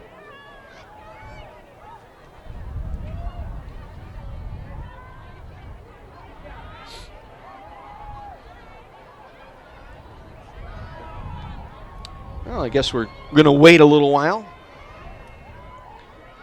I'm going to get everybody set on the sidelines and make ready for that. We can tell you some of the other scores in the CCIW this afternoon. Wheaton pounding North Park 35-0, that game in the second quarter. North Central, a 35-7 lead over Augustana in Naperville today. Washington University winning at home 26-0, that game at the half in St. Louis over Elmhurst. And just underway up in Waukesha, a scoreless game between Milliken and Carroll. That game kicked off at 2 o'clock. Some Big Ten scores from this afternoon. Indiana defeated Rutgers 35-0. Illinois has come storming back after Michigan opened up a 28-0 lead in the first half. Illinois has come back with 25 unanswered. With 11 minutes to go in the fourth, it's Michigan 28, Illinois 25 down in Urbana-Champaign. And late in the fourth, Purdue now pulling away from Maryland 40-14. Let's head over to Bosco Jurikovic for our special athletics halftime. Bid to the NCAA Regionals. Women's volleyball.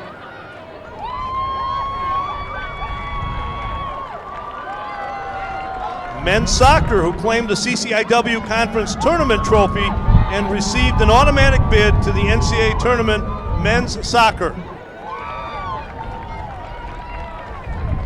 Women's swimming, who claimed their second straight CCIW Conference Championship last season, with Deanne Jones, Gianna McGuire, Becca Rakowski, and Heather Walker each competing at the NCAA National Tournament. Women's swimming. Men's swimming, who won their third straight CCIW Conference Championship. Individually for the Redmen, Connor Pearson qualified for the NCAA Diving Regionals, and Sam Gabriel, Mitchell Mages, Adam Moskus, and Nicholas Nevins each competed at the NCAA Championship men's swimming.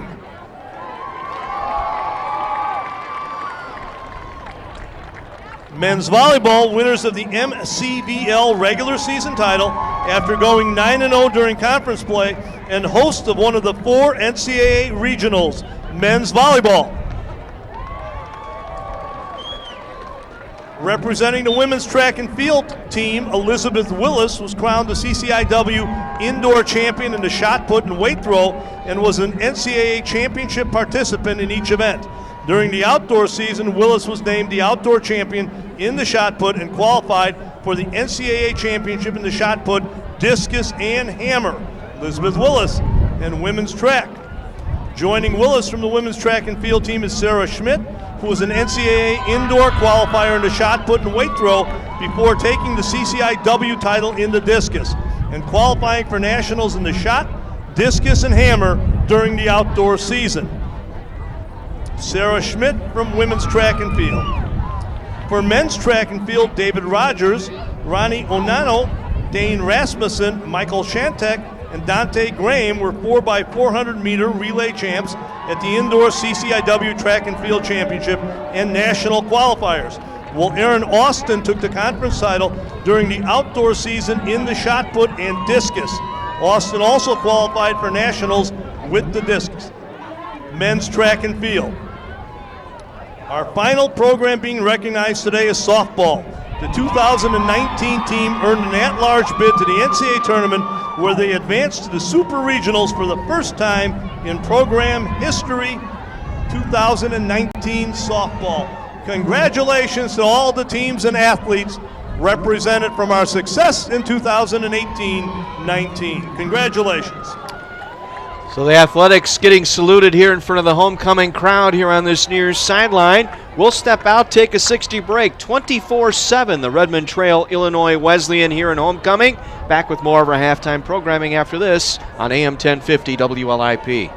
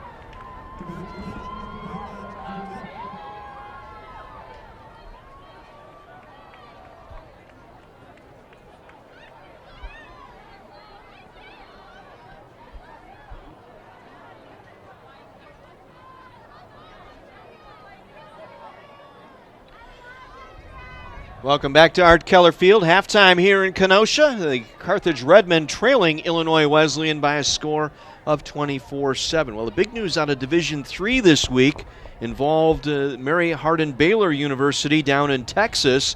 They were the 2016 National Football Champions at Division III, and it was ruled earlier this week that the NCAA Infractions Committee has slapped Mary Hardin Baylor with sanctions that will force them to vacate the 2016 football championship. That does not mean UW Oshkosh, who played in that championship game, will be recognized as the national champions of 2016. What it does mean is Mary Hardin Baylor will have to forfeit that game along with several others because of a rules infraction. The NCAA's Committee on Infractions released its report on Thursday and accepted all of Mary Hardin Baylor's corrective actions and self-imposed penalties, which included a 2-year probation period for its football program, enhanced compliance training, a $2,500 fine. And their head coach also received a 3-month suspension without pay and was suspended for the first 3 games of the season. However, the Committee of Infractions added a penalty of vacating wins and records during the 2016 and 2017 football seasons, including the 2016 Division III National Championship. Of course, University of Mary Hardin Baylor is appealing that, and if it's unsuccessful, there will be no champion for the 2016 NCAA Division III football season. Really what involved here in this case was providing of transportation by coaching staff. And it's really ironic here. It centers around the loan of head coach Friedenberg's 2006 Subaru car to one student athlete prior to and during the 2016 season and again during the 2017 season. These actions violated NCAA rules, including impermissible benefits and head coach responsibility. The car was provided for use for approximately 18 months, according to the NCAA news release. The staff at Mary Hardin Baylor University self-reported the violation involving Friedenberg's loan of the same car to another student athlete for less than 1 hour before the car broke down and had to be towed. The case was reviewed in a collaborative effort in which the university, the head coach, and the NCAA enforcement staff agreed upon the facts of the violation.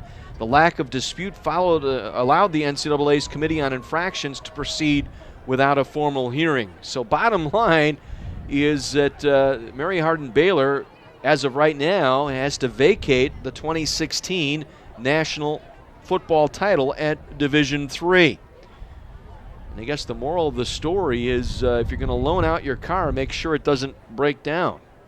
Or in that case, if you're going to loan it out to a student athlete, maybe make sure another student of the university gets the car for a few hours, and maybe that's not a rules violation. I don't know. I'm just laughing at the facts here. And Mary Hardin-Baylor slapped down with a rules infraction that will take away their 2016 football title, a game in which they defeated UW Oshkosh in that championship game.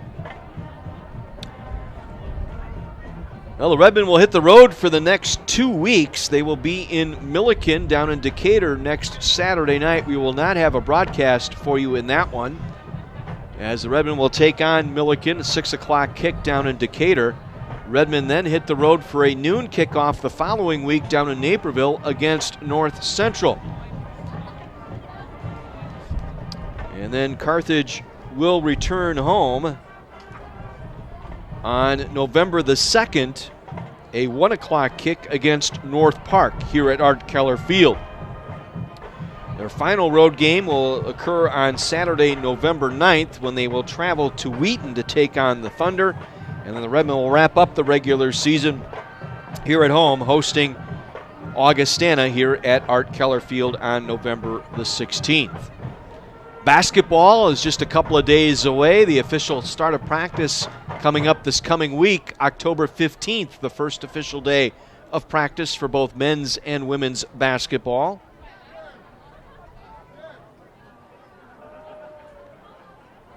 Of course, we will have plenty of basketball action here on AM 1050 WLIP. Redmen and Lady Reds coming up this season. We will get underway mid-November with our first broadcast.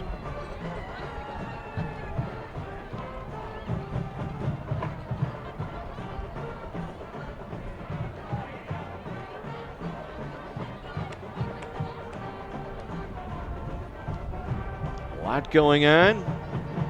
Women's volleyball going on at Carroll tonight.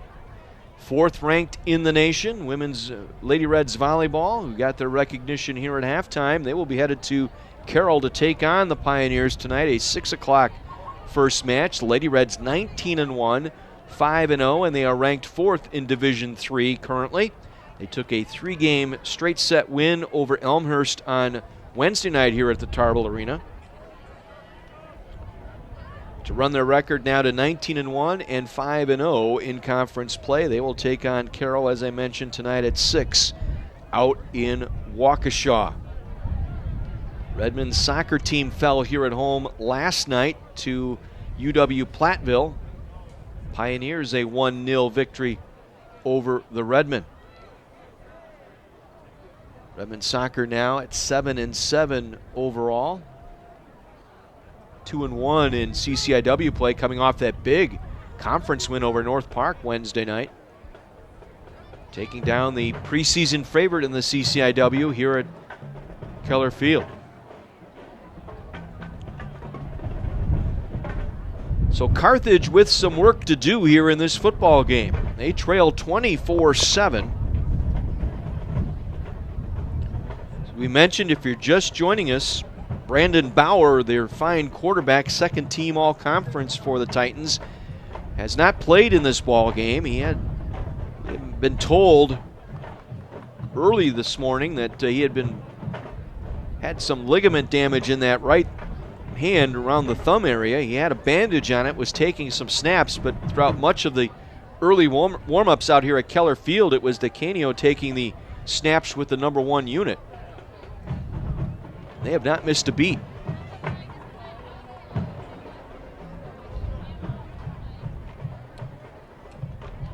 Redmen will kick off here to begin this second half. Titans had won the toss, deferred.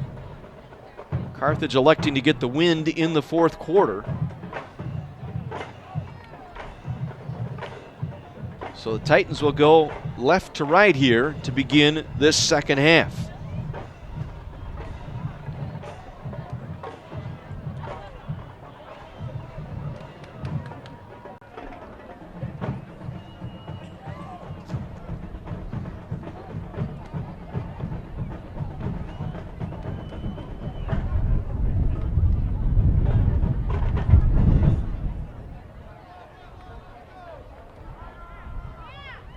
Bryce Dooley and Dean Ziglich are deep, awaiting the David Collins kick to begin our second half.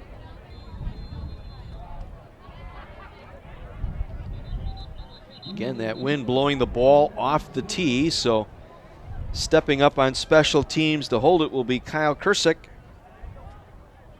senior special teamer, backup wide receiver.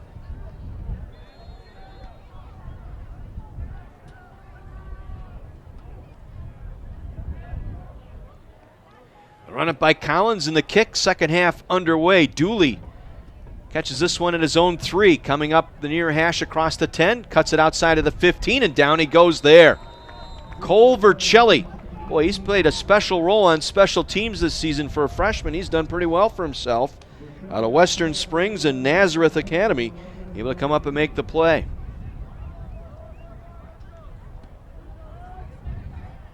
So they will spot it at the 18-yard line. 1st and 10 Titans. They will have the wind at their back here in the third quarter. Canio, 11 of 15, 136 yards and a pair of touchdowns.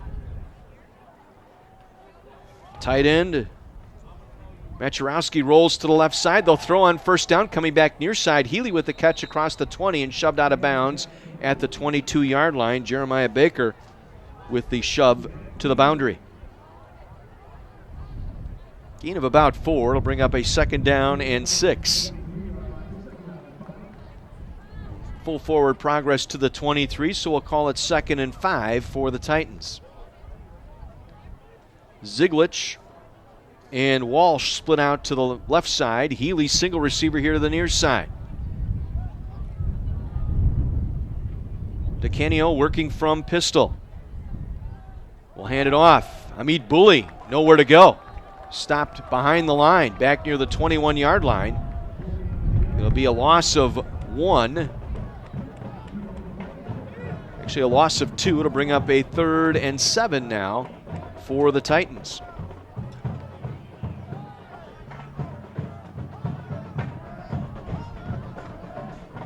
Bryce Dooley, the fullback, will exit.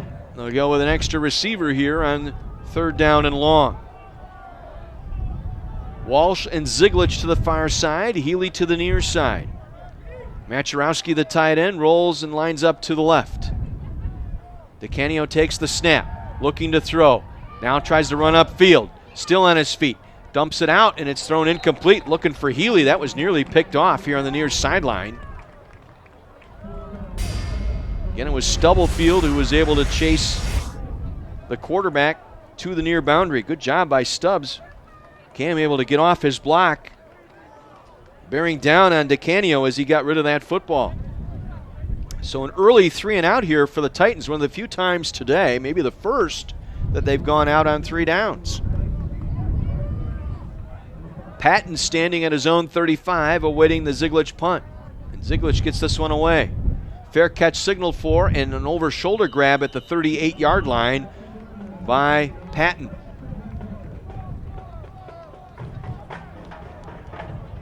"41-yard punt that time by Ziglich. No return on the fair catch at the 39 is where they will put it down. And so Carthage, their first offensive possession here in the second half. Colton Klein, 14 of 18 for 95 yards. 1 touchdown. He was sacked once. Klein with 13 yards rushing in that first half as well. Takes the first snap, dumps it out, completes to Dury.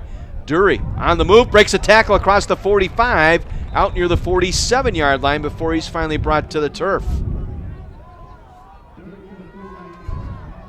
Dave Lux there to make the stop. But an 8-yard pickup that time by Billy Dury on that reception. Second catch of the day for Dury. 2nd down, 2 coming for the Redmen. Hand off to Fontenot. Darts his way up the middle, across the 50-yard line and down to the 49 of the Titans is Fontenot. Ryan Swift there to make the stop. It'll be enough for a Redmond first down just across midfield. Klein takes the snap, rolling to his left. Sets up, throws. Looking for, ball tipped. Dury Patton that time was the intended target. He was covered well by Jake Kapp, and the ball was tipped by the free safety, Gubenko. Got a hand on it to knock it away. Brings up 2nd and 10. Yeah, Patton had slipped, trying to recover and set himself up for that catch, lost his footing. 2nd and 10 from the Titan 49. Titans showing blitz.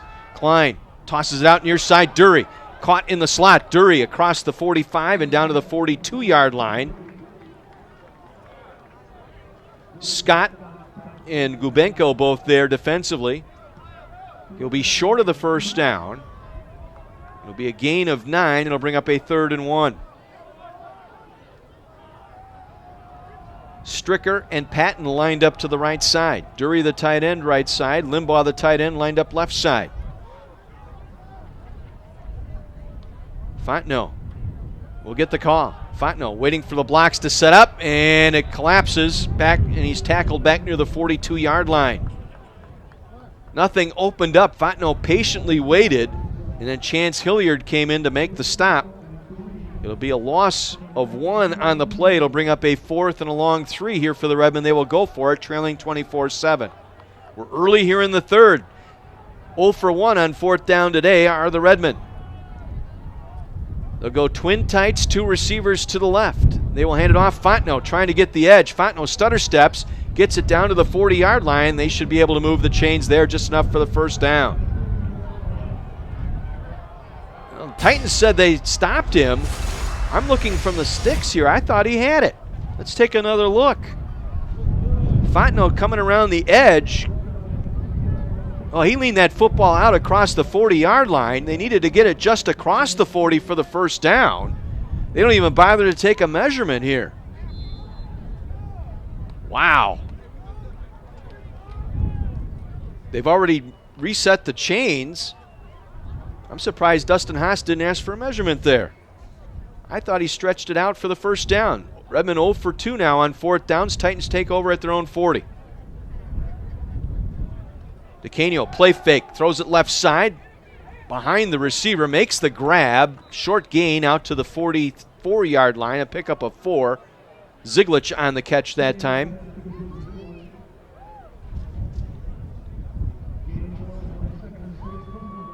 Brings up a 2nd and 6 for the Titans. The ball at the 44-yard line.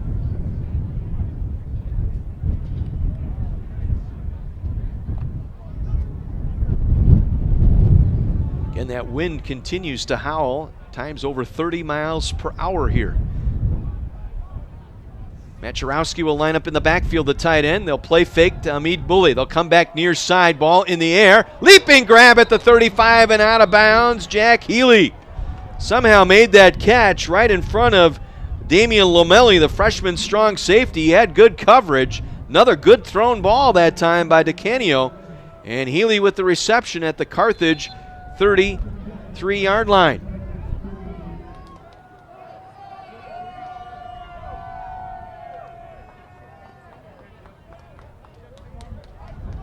It'll be a gain of 23 and a first down for the Titans at the Carthage 33-yard line. Again, taking advantage of the wind. Macherowski lines up as a wing left side tight end. Again, DeCanio, quick toss and a quick hitter to Healy here on the near side. Takes it down to the Redmond 25-yard line. Montoya there to make the stop for Carthage.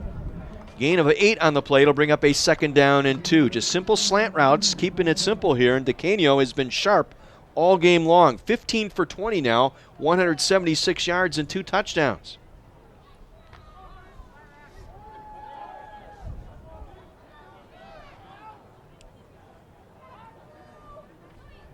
Dooley, fullback, will line up in a slot here to the near side. Amid Bully, the lone back. DeCanio now, flushed out of the pocket, throws on the run, in and out of the hands of Bully. He dropped it at the 20. He had plenty of room to make that catch and cut up field, but simply dropped the football. There was pressure up front that time by the Redmen, forcing DeCanio to backpedal and move to his left. Got enough on it to get it to Bully, but he simply dropped the football. 3rd and 2 now for the Titans. Titans today on 3rd down, 5 of 8.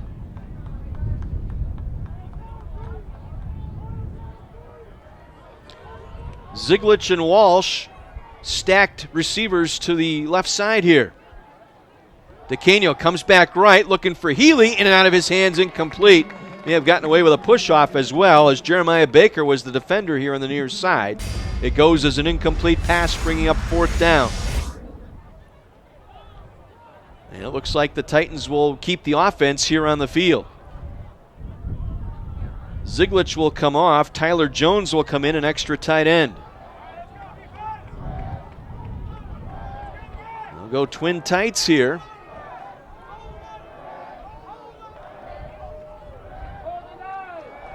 They'll line up both tight ends to the left side of the formation. Again, they'll stack the receivers. Now they'll roll the tight ends here to the near side. DeCanio will hand it off to Bully. Bully did not get the first down as he was knifed down at the 25-yard line.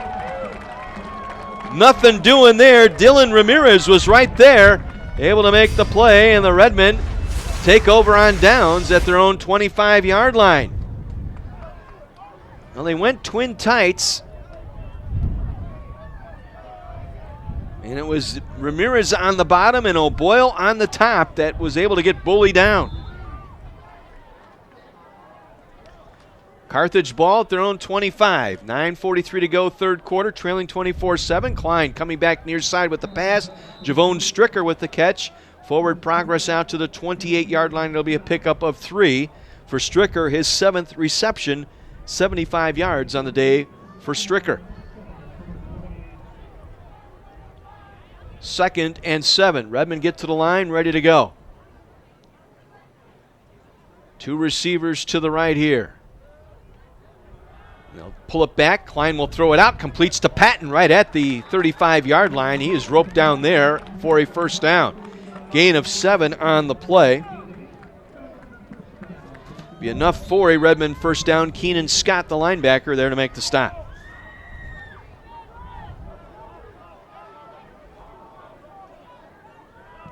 They'll go trips here to the near side on 1st and 10. Ball just across their own 35-yard line. Klein will pull it back. Now wants to run. Dancing around left side. He'll be pulled down. Ball came out. They'll rule him down. I heard a whistle. They'll rule him down. I think the umpire blew the whistle that time, as Klein was trying to track his way around the left side. Lost the ball, but after he had been ruled down.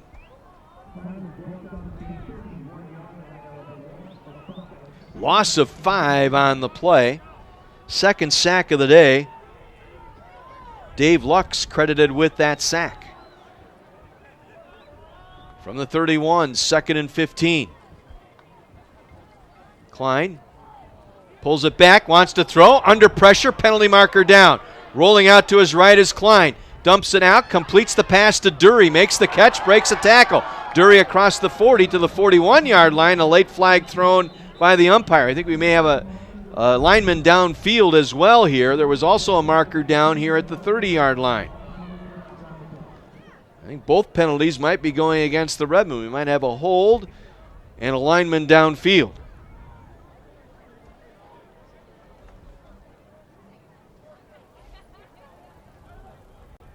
There are 2 fouls on the play, both on the offense. Ineligible player downfield, number 52. That penalty is declined. Holding, offense number 87. 10 yards from the previous spot. Replay 2nd down. So Jalen Gales was the lineman downfield. Sam Limbaugh was the guilty party on the hold. 10 yards from the spot of the foul. We'll move that ball back to the Redmond 21-yard line.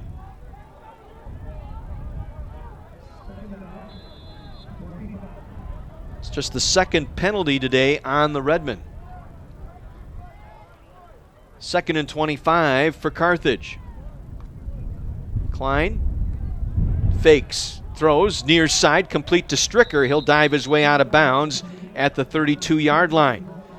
Forced out on the play by Trevor Kepke and Jake Kapp. Stricker having another busy day, gets some of that yardage back here. They'll officially mark it at the 32. 10-yard pickup. Third and long here for the Redmen.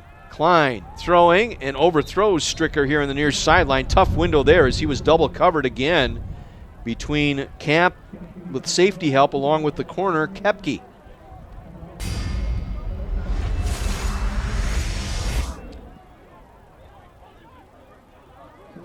And it would have been a tough completion. Would not have been enough for the first down if he got it there, but that was good coverage on the part of Jake Cap. Had him on the front. Kepke had the backside covered. Collins on to punt now for the Redmen into this wind. It's a low snap. Picks it up. End over end kick that will sail out of bounds, and we'll see where they mark this one out near midfield. We'll mark it out at the 45 of the Titans. Just a 23-yard kick going out of bounds at the Titan 45-yard line. 7:21 to go here in the third quarter. Carthage down 24-7. Our game today brought to you in part by Mason's Eatery and Pub on Highway 50 west of Green Bay Road.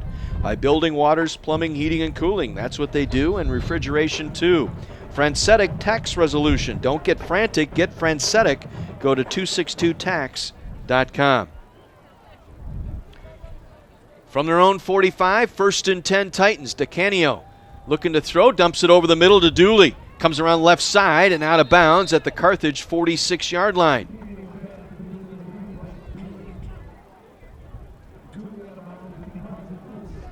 They'll mark him out at the 46. It'll be a gain of 9 on the play. So once again, DeCanio gets down low, gets that snap, and then Dooley was lined up in a slot left, just scraping across the line of scrimmage, able to make the catch going left to right. Picks up 9 yards, 2nd down 1.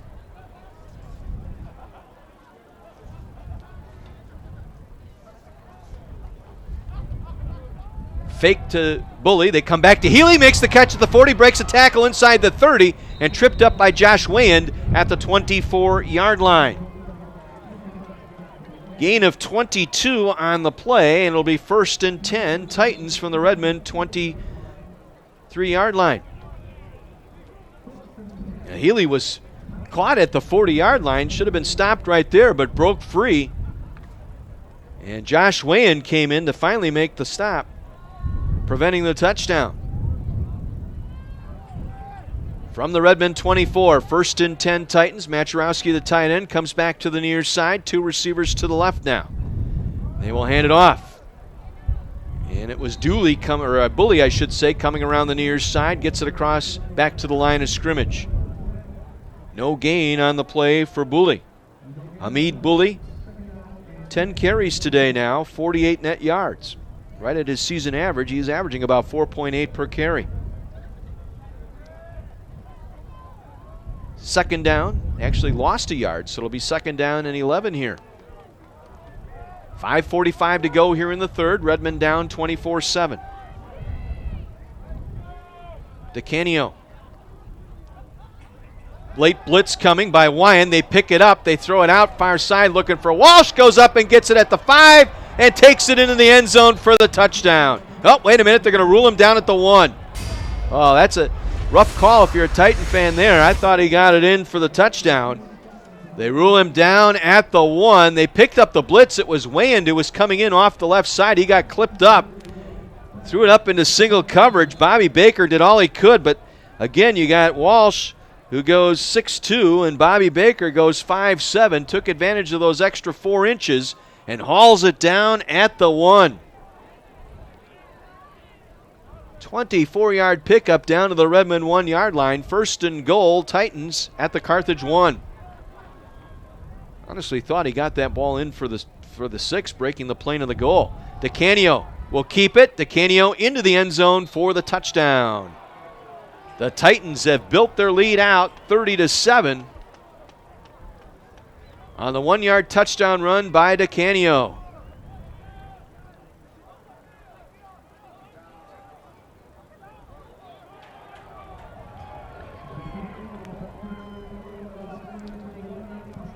So they get the 24-yard pickup down to the 1, and they take advantage of that height with that receiving core. We told you coming in, they are red hot out there between Healy, Ziglich, and Walsh. 6'2" or better across the way.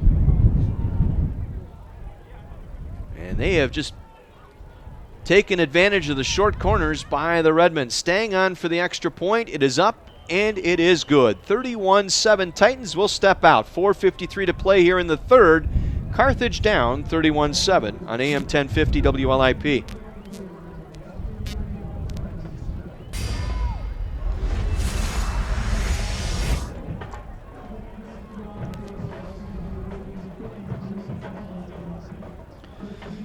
Scott, we need some height out there on the corner.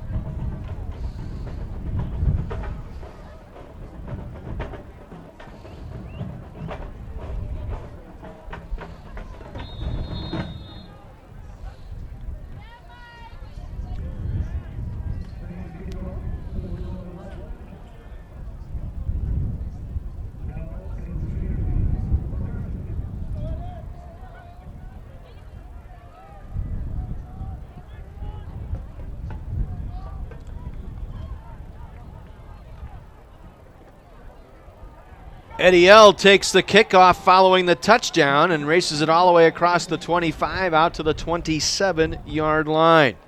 5-play, 55-yard drive, 2 big plays, the Healy 22-yard reception, and then the 24-yard pickup by Zach Walsh to the 1-yard line. DeCanio going over from the 1, and it's 31-7 Illinois Wesleyan. John Weiser back with you from Art Keller Field. It's been all Illinois Wesleyan here today. Yeah, the Redmen twice now have given up points after going for it on 4th down. And the Titans able to take advantage of it as Klein will take the snap. We'll hand it off to Fontenot. Tries to cut back left, nothing doing. Ran right into the linebacker that time, Dave Lux. He's had a pretty good afternoon. Been on a couple of stops, the senior out of Tinley Park. Third on the team in tackles, coming in with 24 on the year. Able to make that stop for no gain. 2nd down and 10.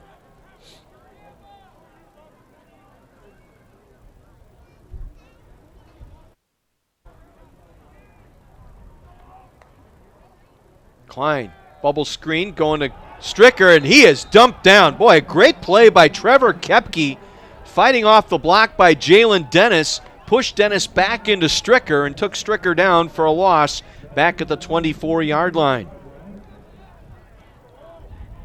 That's just a strong senior play there by Trevor Kepke. Worked off his block, went right after Stricker for the loss of 4. 3rd and 14. Redmen 1 for 7 on 3rd downs today. Klein rolling out to his right, throws it on the run, looking downfield for Dennis. Late penalty marker thrown as Dennis, trying to run his route, got impeded. This will be an interference call here against the Titans. Happened in front of the Illinois Wesleyan bench. Norm Esch trying to join the officials' huddle here, saying that was an uncatchable pass, but if Dennis was held up while the ball was in the air, it's still an interference call.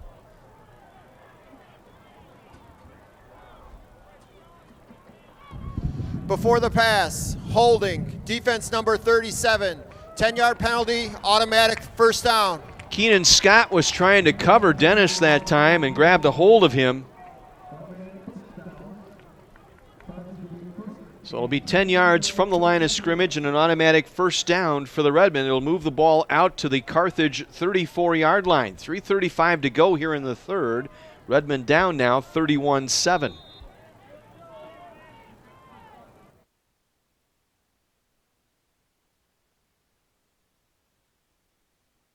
Klein fakes to Fontenot, wants to throw far side, looking for Patton. Ball in the air, jump ball at the 40, brought down by Patton. Boy, he took it away from Tyler Maple. They both went up at the same time to go after it, and Patton wrestled it away for the reception at the Titan 40-yard line. Excellent athletic play by Patton. Ball, defender, and receiver all there at the same time, and credit Patton for bringing that one in. Took that one away from Maple. 26-yard pickup, first down Redmond at the Titan 40-yard line. Klein gives it to Fontenot, tries the right side, gets around the right corner inside the 35 and driven out of bounds near the 30-yard line.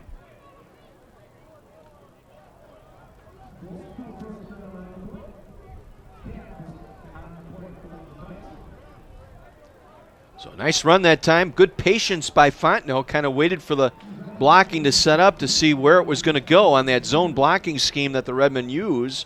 He was able to bounce it out right side for the pickup. And now we got movement up front.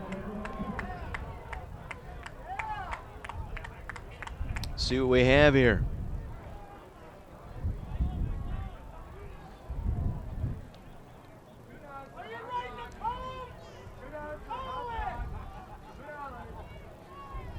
Now the umpire and the referee having a long discussion here.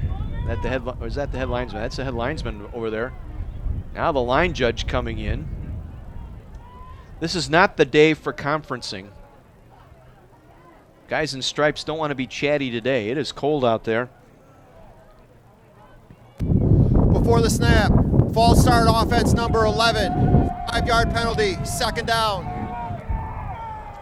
We'll go on Javon Stricker. He flinched, drawing the defense across the line of scrimmage. I don't know if we'll get a replay on that or not. We'll wait till after this play. 2nd and 7 for the Redmen, following the 5-yard penalty. Klein will keep it. Now he's under pressure and down he goes. He was going to try and throw to the left side, but he was brought down on the play for a sack. Zach Tensa able to get there on the sack for the Titans. Be a loss of 4, third sack of the afternoon by the Titan defense. Tenza, sophomore out of Frankfort, Illinois, forces a 3rd and long now for the Redmen. 3rd and 11. They come back near side, complete to Dury. Trying to get around the Murphy block, cannot, and is pulled down from behind at the 38-yard line.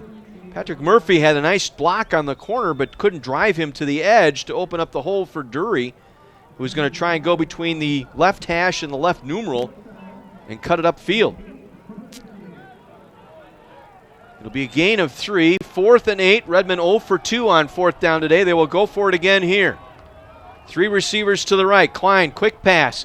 It's out to Dury. Dury's going to throw it back over the middle. Looking for the ball. Could not find it. It falls incomplete. It was Fontenot on the backward pass to Dury, who then tried to throw back across looking for Fontenot, and he couldn't find the football. Klein threw it backwards to the right to Dury. Dury then stepped back and fired back to the left and was going to try and find Fontenot. He could not find the ball. He was open. He just didn't see the ball. Redmond 0 for 3 today on 4th down. Will turn it over on downs at the Titan 38-yard line with 1:36 to go. Great call by R.J. Chedester, the offensive coordinator, just execution falling short. Boyle on a blitz. They swing it out to Dooley, makes the catch far side across the 40 and rides it out near the 48-yard line with a penalty marker at midfield.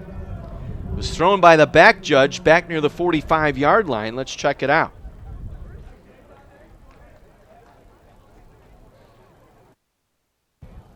Holding, offense number 81, 10 yards from the spot of the foul. Replay first down. Zach Walsh, the wide receiver, guilty party of the hold. It's a 5th penalty on the Titans today. That's about what they've been averaging here through the first 4 games of the season.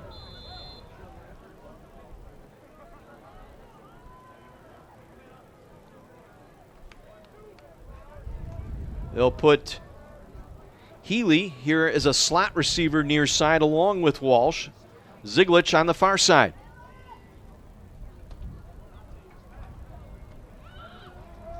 They will throw that far side, complete the pass. Actually, that is Walsh over there who made the catch. Out across the 40, wrestled down at the 43-yard line.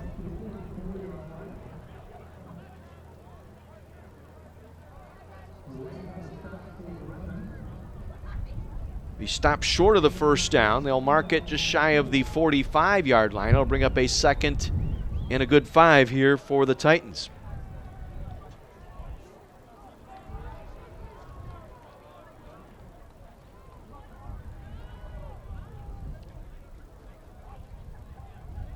DeCanio now sends Zieglich in motion. He'll throw on the run right side, completes the pass to Zieglich. He is met and hit hard by Bobby Baker right at the 46-yard line. Just a 2-yard pickup. Good play by Bobby Baker. Good recognition. He was the near corner here on the near side. He saw the play develop in front of him, came right up, made the play as Zieglich made the catch, was going to turn upfield at the near numerals. And Bobby Baker credited with a nice stop there. That'll end our third quarter here in Kenosha. Illinois Wesleyan will take a 31-7 lead over the Carthage Redmen into the fourth when we come back on AM 1050 WLIP.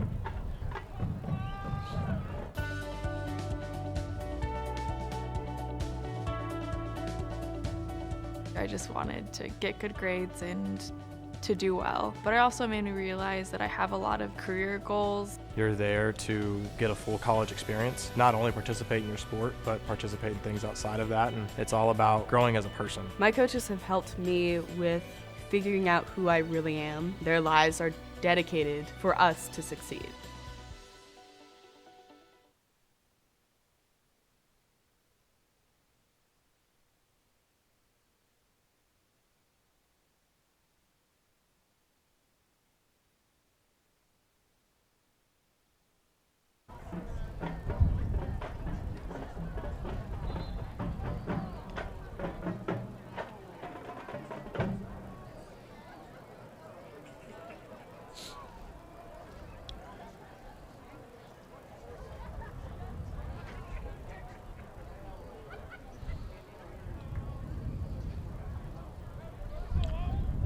John Weiser back with you at Art Keller Field. Redmond trail 31-7. Titans move right to left here in this fourth quarter into the wind. So the Redmen will have the wind at their back here to start this fourth quarter. Titans with the ball facing third and short. DeCanio will hand it off, and it's going to be close. Hasley, who fumbled earlier in the game, late in the second quarter, that led to a 49-yard field goal attempt by the Redmen, is going to be stopped short here, and so the Titans will be forced to punt.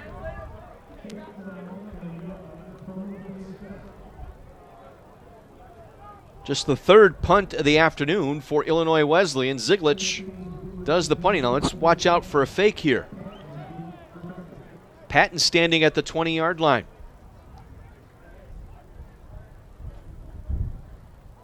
Zieglich will kick it away. End over end, rugby style. It will bounce across the 35, inside the 30, and roll dead at the Carthage 29.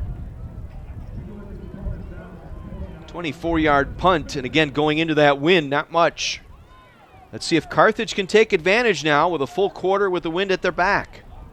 Try and get back in this ball game. It's been all Colton Klein at quarterback today. 22 of 28, 158 yards. He's thrown for a touchdown, but he's been sacked 3 times. Fontenot in the backfield. Twins right and left here for the Redmen in the receiving corps. Play fake to Fontenot. Klein steps up over the middle, completes the pass. Out across the 40, stepping out of a tackle and down to the 45-yard line is Brett Patton with a nice catch. Gain of 16 and a first down for Carthage College. Just hit Patton, who was lined up on that left side of the formation, just coming across on a post route, hit him in stride for the 16-yard pickup. 1st and 10 Redmen. Klein again through the air. Comes to Stricker. Short gain. Forward progress out near the 49-yard line where he was wrapped up. They'll officially spotted at the 48. Jake Kapp was there to make the stop.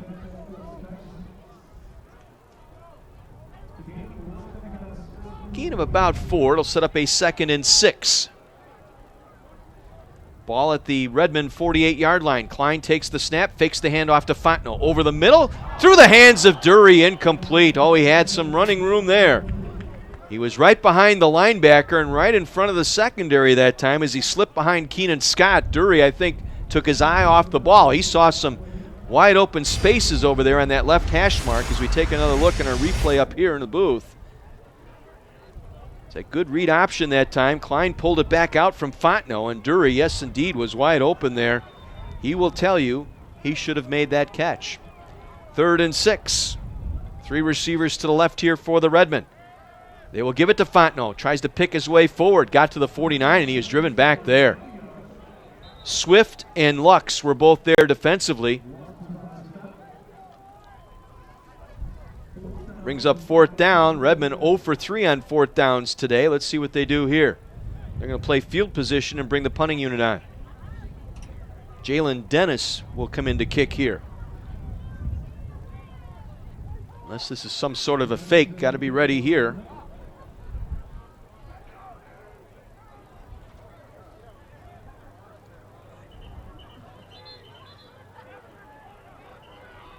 Jalen Dennis.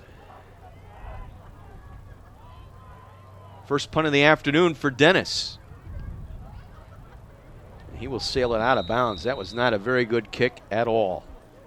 Chance to pin them back into the wind, and this one goes out of bounds at the 35-yard line.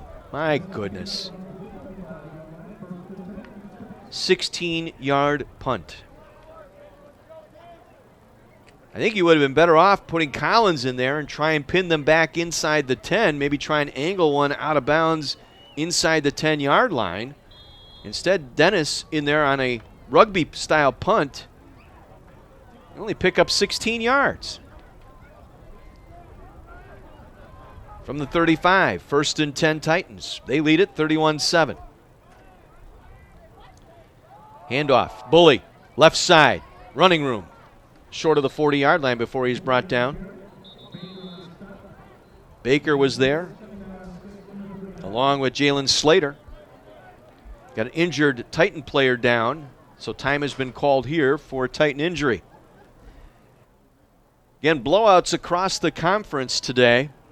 Not surprising on those scores, as the injured lineman coming off is Chris Wojak. Wheaton with a 56-0 lead over North Park in the 3rd quarter. Washington University at home in St. Louis blowing out Elmhurst 40-0. And North Central over Augustana 42-7. Approaching halftime in Waukesha, Milliken 12, Carroll 0.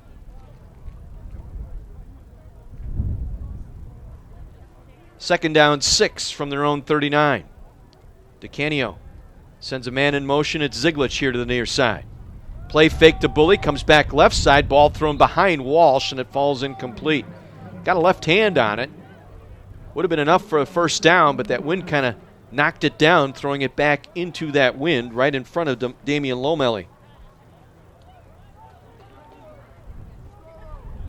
3rd down again here now for Illinois Wesleyan. Right at their season average. 5 for 10 on the day on 3rd downs. Redmond, on the other end, just 1 for 9 on 3rd down conversions. 3 receivers to the right. Now they break that up. They send Ziglich in motion. He'll line up as a single receiver left. Blitz coming. They pick it up. DeCanio fires back near side. Catch is made. And it is a reception at the 46-yard line. It'll be good for a first down. A pickup of 7.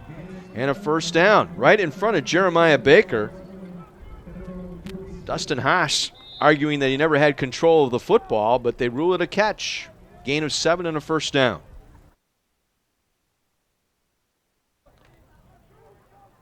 Keeps the clock rolling here. 11:40 to play in the game. Titans leading 31-7.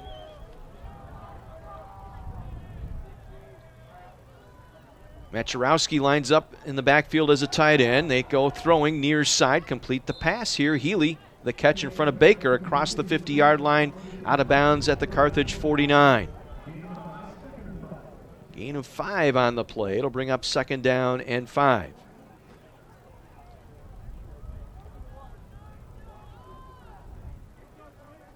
Again, got to hand it to Johnny DeCanio. Preston to starting service today. Brandon Bauer out with a thumb injury, did not play in this ball game, and DeCanio has been 22 of 30 for 254 yards, 2 touchdowns. He will hand it off. This is Dooley coming around the near side. He'll be wrapped up from behind and out of bounds at the Redmond sideline. Near the 49, may have lost a yard.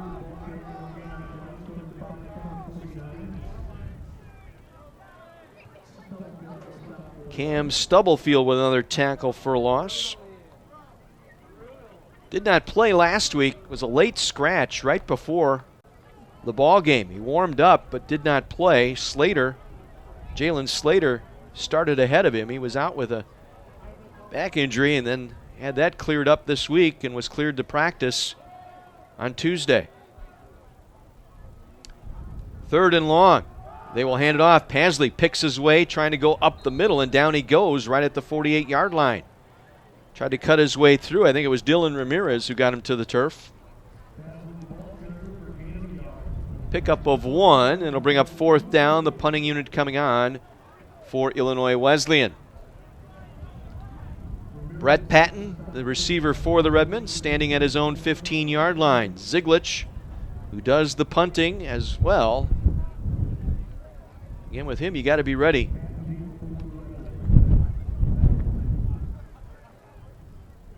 Gets the snap. It's going to be a fake. He's going to run it. Now he's going to kick. So he looked like he was going to fake it, and it goes out of bounds at the Carthage 25-yard line. 23-yard punt. That little spread fake that time. Ziglich running to his right. Looked like he was going to pass it and then brought it back down and kicked it on the run. Going out at the Redmond 25-yard line. So Carthage football with 9:44 to play, trailing 31-7. Our game today brought to you by Something Different, a sports fan Fantasyland on 6th Avenue in downtown Kenosha. By Lynch Chevrolet of Kenosha, east of I-94 and Highway 50. Play fake to Fontenot. Klein in trouble, and down he goes. Safety blitz that time. Actually, it was the corner, Kepke, who got a piece of him, knocking Klein off balance. 4th sack of the day given up by the Redmond offense. Kepke got him, and then it was De Gregorio who made the play to finish him off. A loss back to the 15-yard line. It's a loss of 10, 2nd and 20. Been a problem all day for the Redmen. They had no answer. That one underthrown, looking for Stricker. That could have been picked off. Jake Kapp providing the coverage that time for the Titans.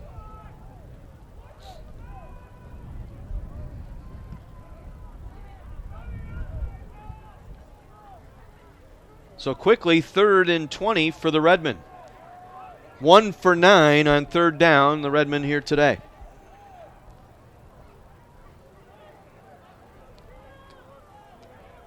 Fontenot will line up to the right of Klein in the backfield. 2-by-2 receiver set here for the Redmen as Klein drops back. Wants to throw. Throws over the middle, completes to Dury. Dury trying to get out of traffic, breaks a tackle, circles around the near side, trying to get to the near sideline, fights his way forward, gets back to the original 25-yard line. Be a gain of 10, well short of the 1st down. Momentarily stops the clock with 8:53 to play, and the Redmen will punt. Well, the sack on 1st down, the big play on this drive by Kepke and De Gregorio. Thumped this one out. Kepke standing back at his own 30. Let's see if Klein can, or I should say if Collins can boom one, and he does. Gets it to turn over. Kepke makes the catch at his own 21. Circling back inside the 20. Jacob Boucher there, and he's wrapped up back near the 15-yard line. Boucher got down there first, and then it was Cole Vercelli. I've told you about him. Last couple of ball games on special teams. Came in to wrap him up, but credit Jacob Boucher, one of the gunners here on the near side, able to get him down, and Vercelli able to finish him off.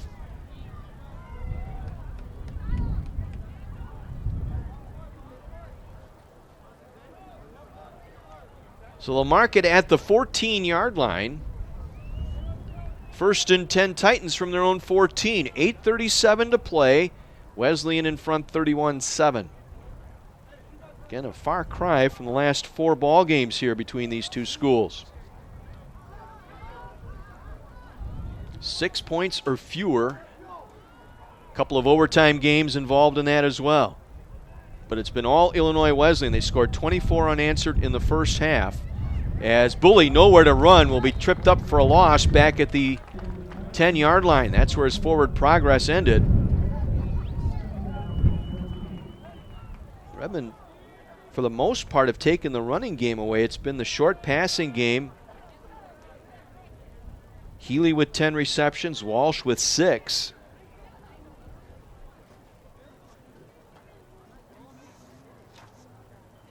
Tyler Jones will come out. Be a loss of 4 back to the 10-yard line. Sets up 2nd and 14. Play clock down to 3. Illinois Wesleyan. So Wesleyan will take a half. timeout. Again, our game today brought to you in part by Ruffalo's 2 Family Restaurant on 45th Street in Kenosha. By Lou Perini's Gas and Grocery. That's home of Mama P's Ho-Ho Cakes and more on Sheridan Road. By our friends at Wingstop of Kenosha on Highway 50. And by S.J. Crystal's Menswear. For the finest of men's fashions, it's clearly S.J. Crystal's on 6th Avenue in downtown Kenosha. Wheaton now up 63-0 on North Park down in Chicago. In St. Louis, Washington University is beating Elmhurst 40-0, that game in the 4th. North Central, early 4th quarter, a 42-7 lead over Augustana. The only close game of the day is in Waukesha. Milliken a 12-0 lead over Carroll. Redmond in Decatur next Saturday night against Milliken.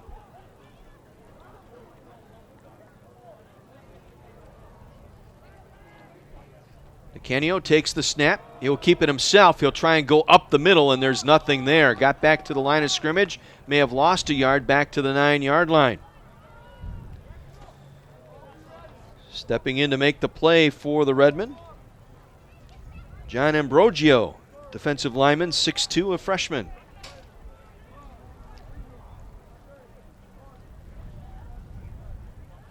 Brings up 3rd and long now, clock rolling, 7:25 remaining here in this one.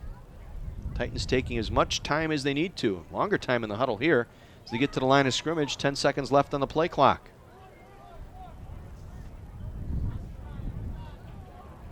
Walsh, the single receiver, out to the far side.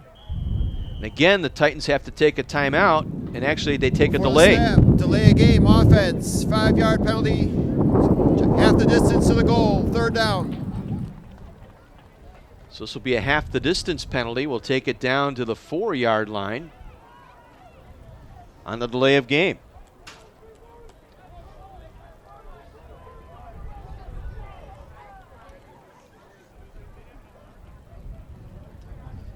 DeCanio. Handed off. Bully. Big hole up the middle. Gets it out to the 10, out to the 12-yard line where he is wrestled down there. Damian Lomelli able to step in and make the play. Well short of the 1st down. But for a moment there, it looked like Bully was going to get a little bit more out of that. But Lomelli was able to knife him down for only a 8-yard gain out to the 12-yard line. Ziglich will punt out of the end zone. Brett Patton standing at the Titan 45-yard line, again kicking into the wind. End over end kick, nice kick. Takes a bounce and will roll dead at the 39-yard line. 27-yard punt, no return. Redmond ball at the Titan 39. With 6:15 to play, Redmond with some work to do, trail 31-7.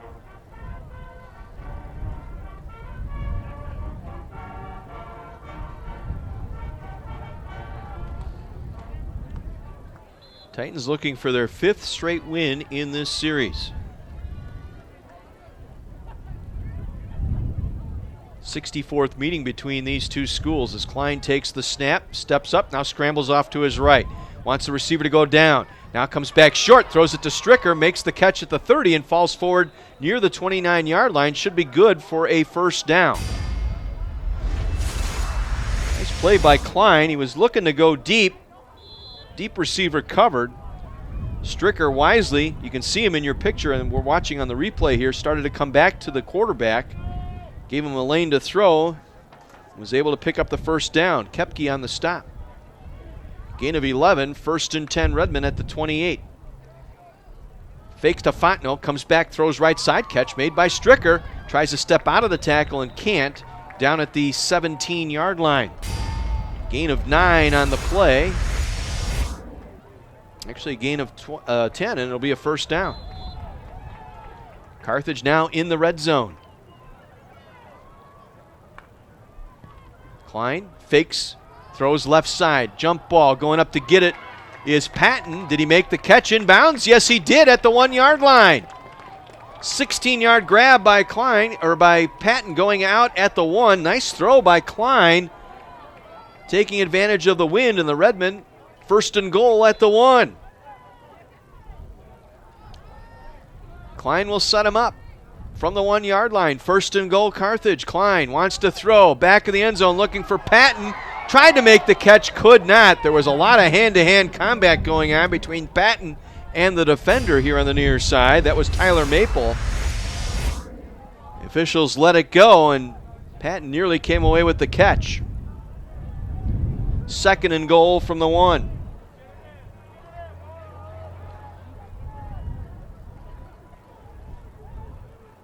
Fontenot lines up behind the quarterback.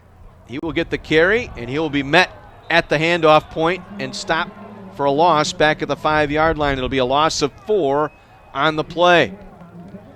Klein trying to read option. Not sure what he was looking at there.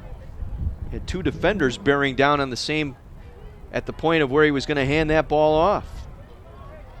Now you're looking at 3rd and goal from the 5. See if they come back looking for Stricker. He's lined up in single coverage.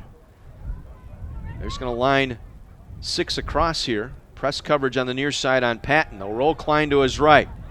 Throws back left side to Dury. Makes the catch at the 5, and that's nowhere to go. Read well by the defense here. Mark him down at the 6. It'll be a loss of 1 on the play. I think that was Jake Kapp who was out there making the stop for Illinois Wesleyan.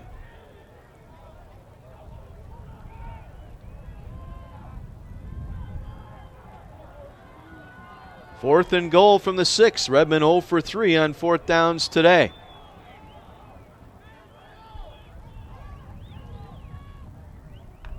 Klein with the snap. Blitz coming up the middle. He's able to sidestep the defender. Rolls to his left. Still on the run, and down he goes at the 5-yard line. Titans have stopped the Redmen all 4 times on 4th down here today. And that's your ball game. 3:47 to play. This one is on the left side of the or right side of the column today. It'll go down as a loss for the Redmen here today. All over but the shouting now. 3:47 to play, 31-7 deficit. Titans will take over on downs at the Carthage, or at the 5-yard line here of the Titans. Unable to convert on 3rd downs today, the bugaboo for the Redmen. DeCanio with an outstanding job today for the Titans in fill-in duty for Brandon Bauer, who did not play today because of the thumb injury. This one will go to Bully. Bully will get it back across the line of scrimmage out to the 6-yard line for a gain of 1. Carthage will take the first of their 3 timeouts. Timeout, Carthage, their first.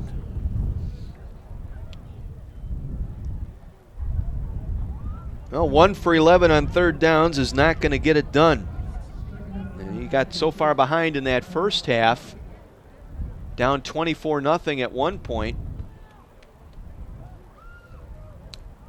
Handed a golden opportunity late in the 2nd quarter after you scored a touchdown. Recover a fumble. Pasley fumbled the football. Carthage had an opportunity to run one more play, which they did. Attempted a 49-yard field goal with the wind at their back, could not convert to end that first half. You wonder if you'd get some points there. You had an opportunity here. You were set up 1st and goal at the 1. could not convert.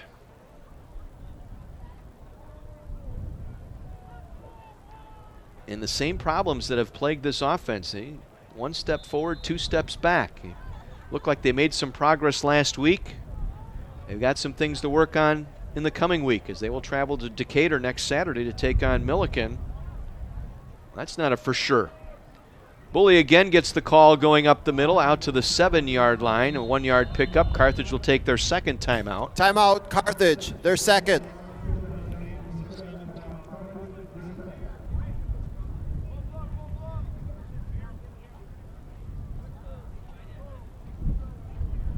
So Redmond will be in Decatur next Saturday. Following week, they'll be in Naperville to take on North Central before they return home in early November, hosting North Park. And it's on the road at Wheaton, and then the final home game on November 16th against Augustana. There's scores from around the league. Wash U a 47-0 lead over Elmhurst. Wheaton pounding out North Park 63-0. North Central a 42-7 lead over Augustana. Third quarter about to start in Waukesha. Milliken a 12-0 lead over Carroll.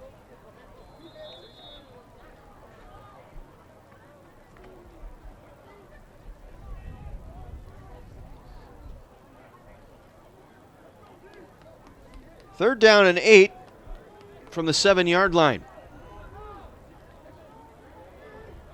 Tight ends will shift over to the right side. They will hand it off. Bully going up the middle. Bully breaks a tackle. Bully out to midfield. 30, 35, 40 to midfield.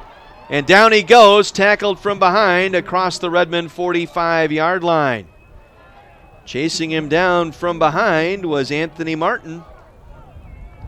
Big gain by Bully, his biggest rush of the day, takes them out of jail, and that pretty much shuts the door on the Redmen here this afternoon. 51-yard run by Hamid Bully to the Redmond 42-yard line. With that run, Bully now, second straight week, going over 100 yards rushing. 16 carries for 109 yards today for Hamid Bully, the transfer from Virginia State. Hasley gets the call inside the 40 to the Redmond 39-yard line. I was just going to say, for the most part, the Redmond taking away the ground game today. You had to hang your hat on that, but with that gain now, 152 yards rushing by Illinois Wesleyan today.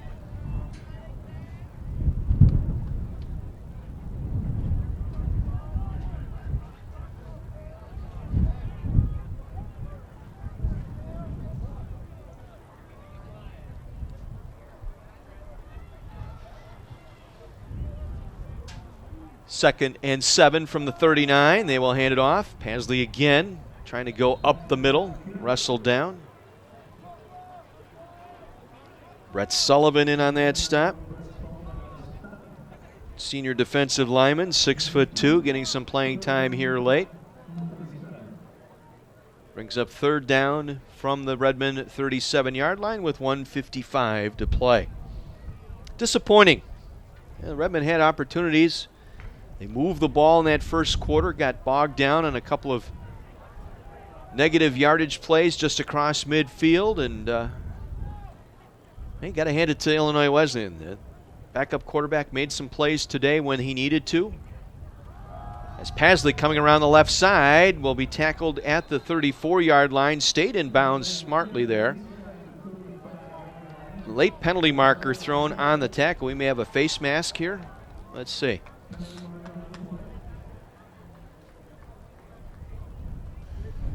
Personal foul, face mask, defense number 6, 15-yard penalty from the end of the run, automatic first down. Kevin O'Boyle with the face mask penalty. This is the 4th penalty today on the Redmond. They'll add 15 more at the end of this one. They'll mark it down at the 19-yard line with minute 30 to go. I believe victory formation is the call here. It's exactly what they will do. Johnny DeCanio, tell you what, might be your offensive player of the week in the CCIW. Redmond knowing going in, following the warm-ups, Brendan Bauer was not going to play. Thinking they may have had a shot. Got a backup quarterback in there, making just his second game appearance of the season. He came in late in the game last week against Carroll. Only threw 2 passes last week, was 2 for 2 for 19 yards, but boy, he picked up the team when they needed it here today. He is the hero. He rides in the front of the bus tonight back home to Bloomington.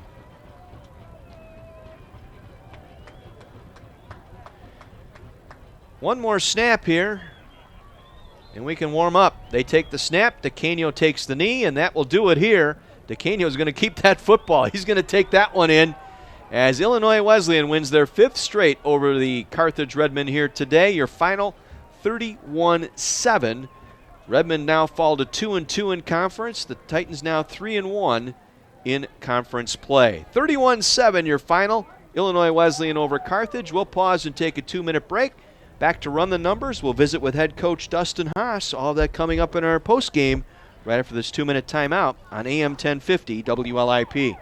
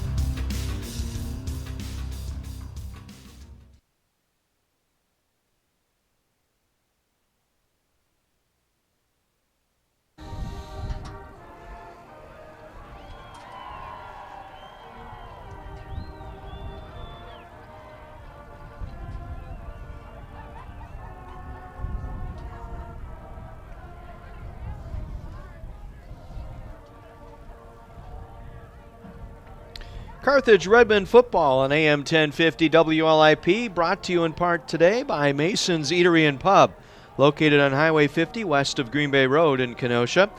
By Building Waters, Plumbing, Heating, and Cooling. That's what they do, and refrigeration too. By Francetic Tax Resolution. Don't get frantic, get Francetic. Go to 262tax.com. By Luigi's Pizzeria on 39th Avenue, just south of Highway 50. Something Different, a sports fan fantasyland on 6th Avenue in downtown Kenosha. By Berkshire Hathaway Epic Real Estate. By the Sinus and Snoring MD, that's Dr. Swerdlin, with offices located on Green Bay Road in Kenosha. By our friends at Lynch Chevrolet of Kenosha, located just east of I-94 on Highway 50. By Ruffalo's 2 Family Restaurant on 45th Street in Kenosha. By Lou Perini's Gas and Grocery. Wingstop of Kenosha, located on Highway 50. Bob Rorman's Kenosha Nissan. By Vigiano Insurance Agency. Call Steve and he'll shop for your insurance needs.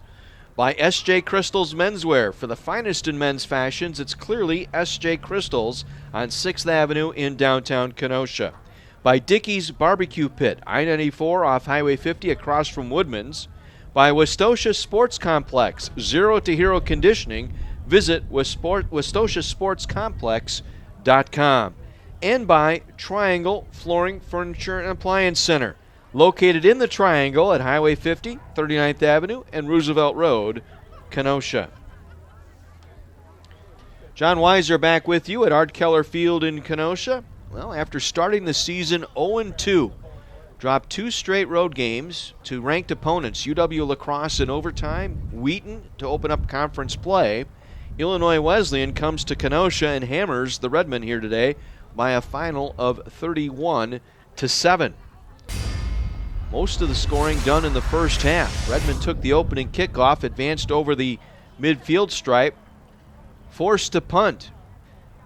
They send it down to the 17-yard line, and Johnny DeCanio, the backup quarterback, taking over for Brendan Bauer today. If you're joining us, Bauer, thumb issue, had his thumb bandaged up, did not take many snaps at all in the warm-ups today. It was all DeCanio, and he took over from there. 8-play, 83-yard drive in just under 4.5 minutes, and it was 7-0 Illinois Wesleyan. Carthage on their next drive forced to punt again, and this time a short field. 23-yard drive in 5 plays led to an Andrew Stang field goal from 46 yards out.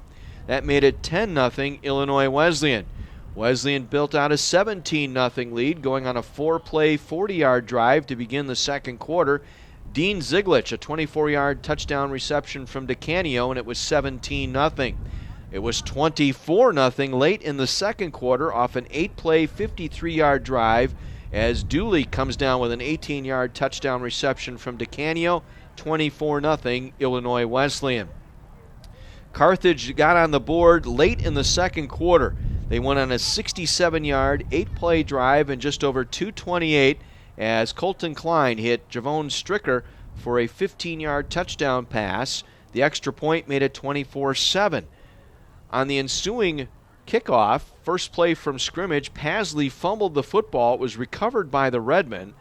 Carthage ran one offensive play for no gain. That brought Collins on the field to attempt a 49-yard field goal from the left hash. He missed from the left. It didn't quite get back inside the left upright, and it remained 24-7 at the half. The only touchdown of the second half coming with 4:53 to play. A 5-play, 55-yard drive. Johnny DeCanio, a 1-yard touchdown run.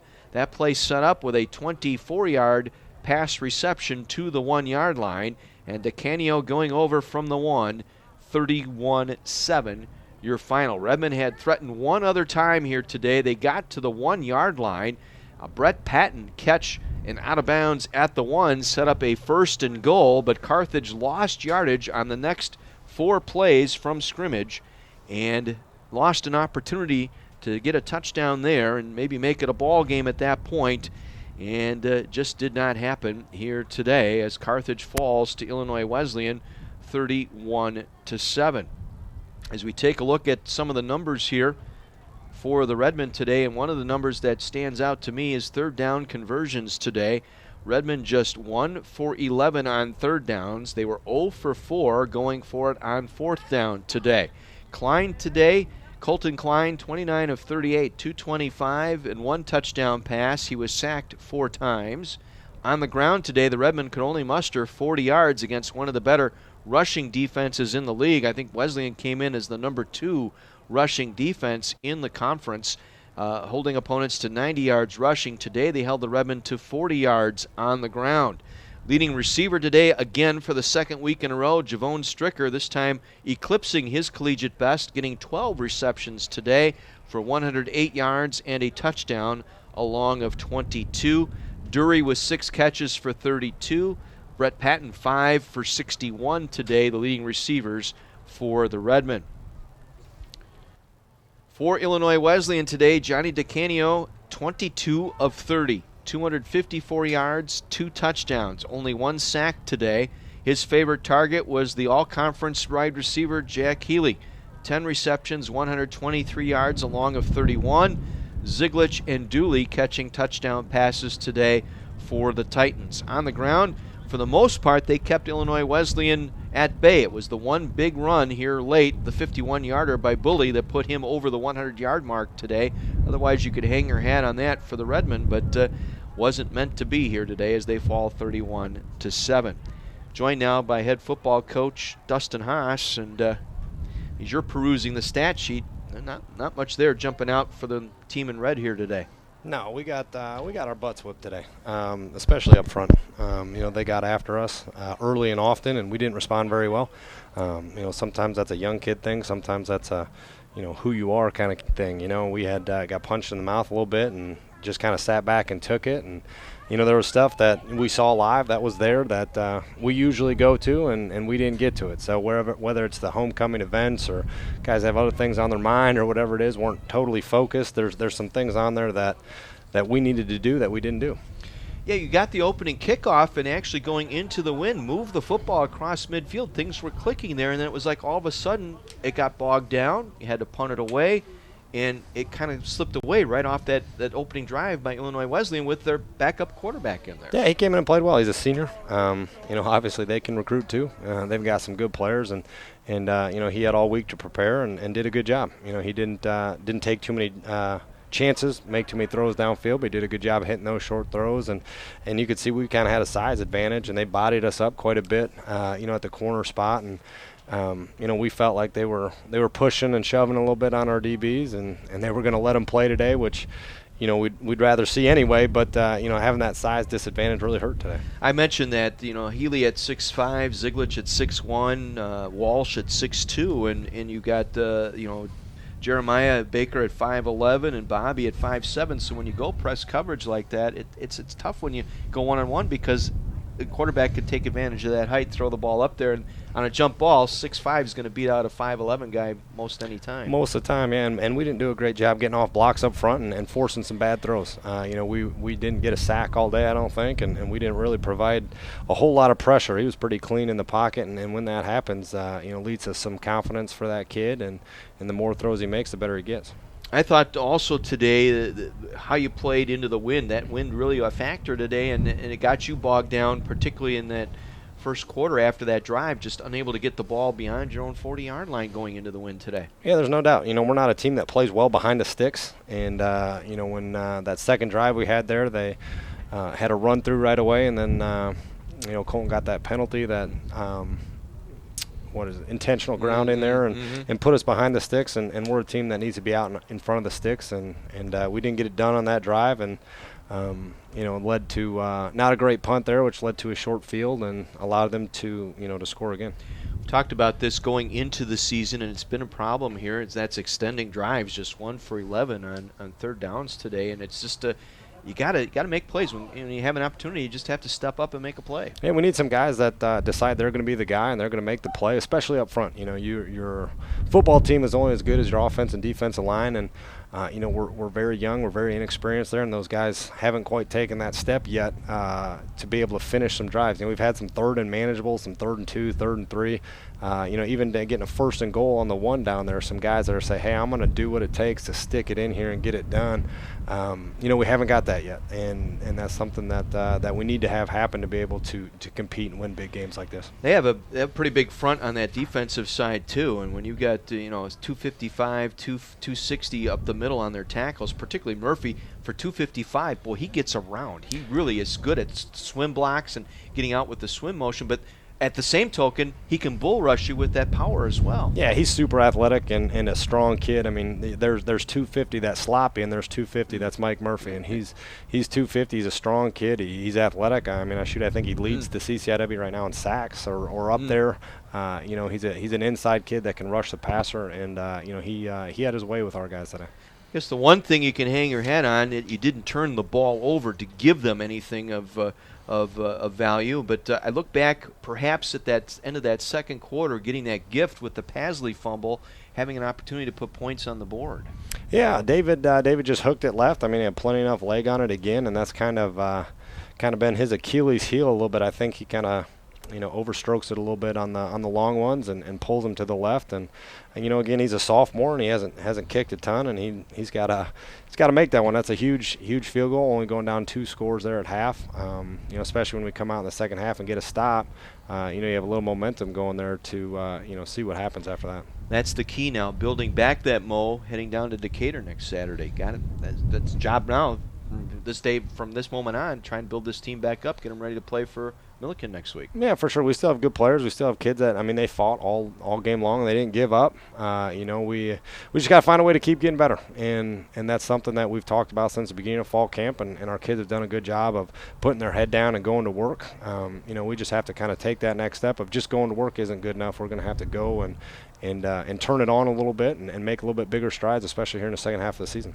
Yeah, absolutely. Came out of this relatively healthy. I don't recall any injuries here today other than maybe Josh Wayand a little bit. Josh Wayand got banged up. I mean, he's a tough kid. He's been playing banged up all year long. He got a little tweak of a knee in the Carroll game, and he's a kid that's he's fighting through it. He doesn't practice Tuesday. He comes back on Wednesday, and he's in the training room all the time. Just a tough kid that's putting it all out there as a senior. He had 5 solos today, 6 total tackles, a sack, and 2 tackle for losses before he came out. Looked like on that one blitz package he was coming off the edge and got clipped up, got the legs kicked out from under him a little bit. He got rolled up a little bit, and anytime that happens, we're already dealing with a knee that's pretty painful. And like I said, he'll be in the treatment room again tomorrow morning and for the next 3 days, and he'll be hopefully back ready to go on Wednesday and able to give us a chance on Saturday. Looking ahead to the Milliken game, what can we see out of this Big Blue team? They're without their great quarterback. Finally, he graduates and moves on, but they're still pretty good. They've got a very good receiver who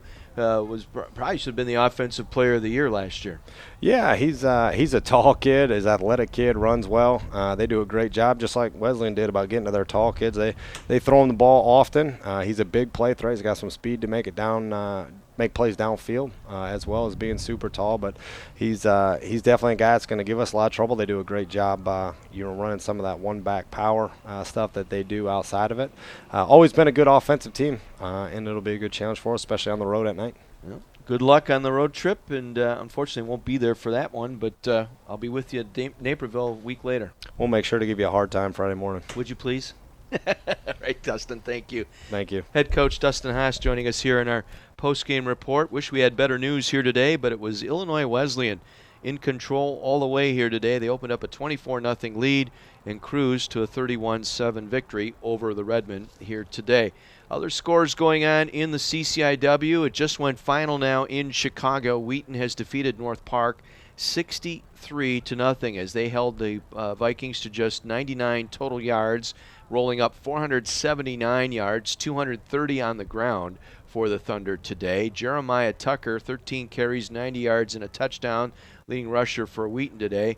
And it was Anthony Lake, 8 for 10 for 131 yards at quarterback today for the Thunder. Nichols with 8 catches for 95 yards, the leading receiver. Again, Wheaton remains undefeated in the conference at 63-0 victory over North Park. North Central bounces back from a loss to Wheaton last week, thumping Augustana today, 42-14 in that one. Brock Rutter, 25 of 37 for 291 yards and 3 touchdowns. He was clean today, did not get sacked. His favorite target was Aaron Kaminsky, with 11 receptions, 135 yards, and 3 touchdowns on the day for the Cardinals, who roll 42-14 over the Rock Island Vikings. Washington University defeated Elmhurst today, 47-7, the final in that one. Wash U now 3-1 in conference play. Elmhurst falling to 1-3. Johnny Davidson, 21 of 30 for 260 yards and 3 touchdowns. 2 of them to Allison for touchdown strikes today. Nevels Reed and Fensky also catching touchdown passes for the Bears. Fisher, the leading ground gainer, 16 carries, 63 yards, and a touchdown for Wash U. For Elmhurst today, Henkel playing most of that ball game. I don't know if Tahaney got hurt, but it was Henkel today, 21 of 33 for 176 yards, 1 touchdown, 1 interception. Dobchik, the leading receiver, 8 catches for 68 yards. And it was Womack on the ground, 10 carries for 18 yards. Again, Wash U the victory over Elmhurst today. Out in Waukesha, they're heading into the 4th quarter now. That game kicked off at 2 o'clock. It's Milliken on top of Carroll by a score of 12-0. Port, the quarterback, 8 of 18 for 89 yards, 1 touchdown, 2 interceptions today. His touchdown pass, a 13-yarder to Lockwood. On the ground, Severado, 19 carries for 56 yards and a touchdown today for Milliken. They lead at 12-0 over Carroll, that game moving into the fourth quarter. Finals from the Big Ten today, it was Indiana over Rutgers, 35-0. Illinois mounted a furious comeback. They were down 28-0, came back, made it a 28-25 ball game, but Michigan scoring 2 touchdowns in the fourth quarter. The Wolverines survive 42-25 over the Illini in Champaign. Purdue in West Lafayette today thumped Maryland 40-14, the final in that one. And in the second quarter, up in Madison today, the Badgers are shutting out Michigan State. It's Wisconsin 17, Michigan State nothing. 4.5 minutes to go, first half in that one. Jonathan Taylor, 16 carries for 57 yards and a touchdown. Again, the Badgers lead Michigan State 17-0 late in the second quarter. Later this afternoon in Minneapolis, it'll be Nebraska at Minnesota. And the big game tonight in the Big Ten will feature Penn State, 10th-ranked Nittany Lions, in Iowa to take on the Hawkeyes. And it'll be a 6:30 kickoff. You can see that one on ABC tonight beginning at 6:30. Our final here today, it was Carthage falling to Illinois Wesleyan by a score of 31-7. The Redmen on the road next week taking on Milliken down in Decatur. My thanks this afternoon to Scott DeLabio, engineering the audio version of our broadcast today. Big thank you to John Voinovich and our student staff for bringing you the video highlights of this one here today. It's all students working on this one here today, and John Voinovich gets all the credit producing and directing our fine video cast here today. I'm John Weiser, wishing you a very pleasant good afternoon from Art Keller Field. There's always next week, and that's what the Redmen will need as they'll take on Milliken. The final here today, Illinois Wesleyan 31, Carthage 7. You've been listening to Carthage Football on Kenosha's radio station, AM 1050 WLIP Kenosha. Good afternoon, everyone.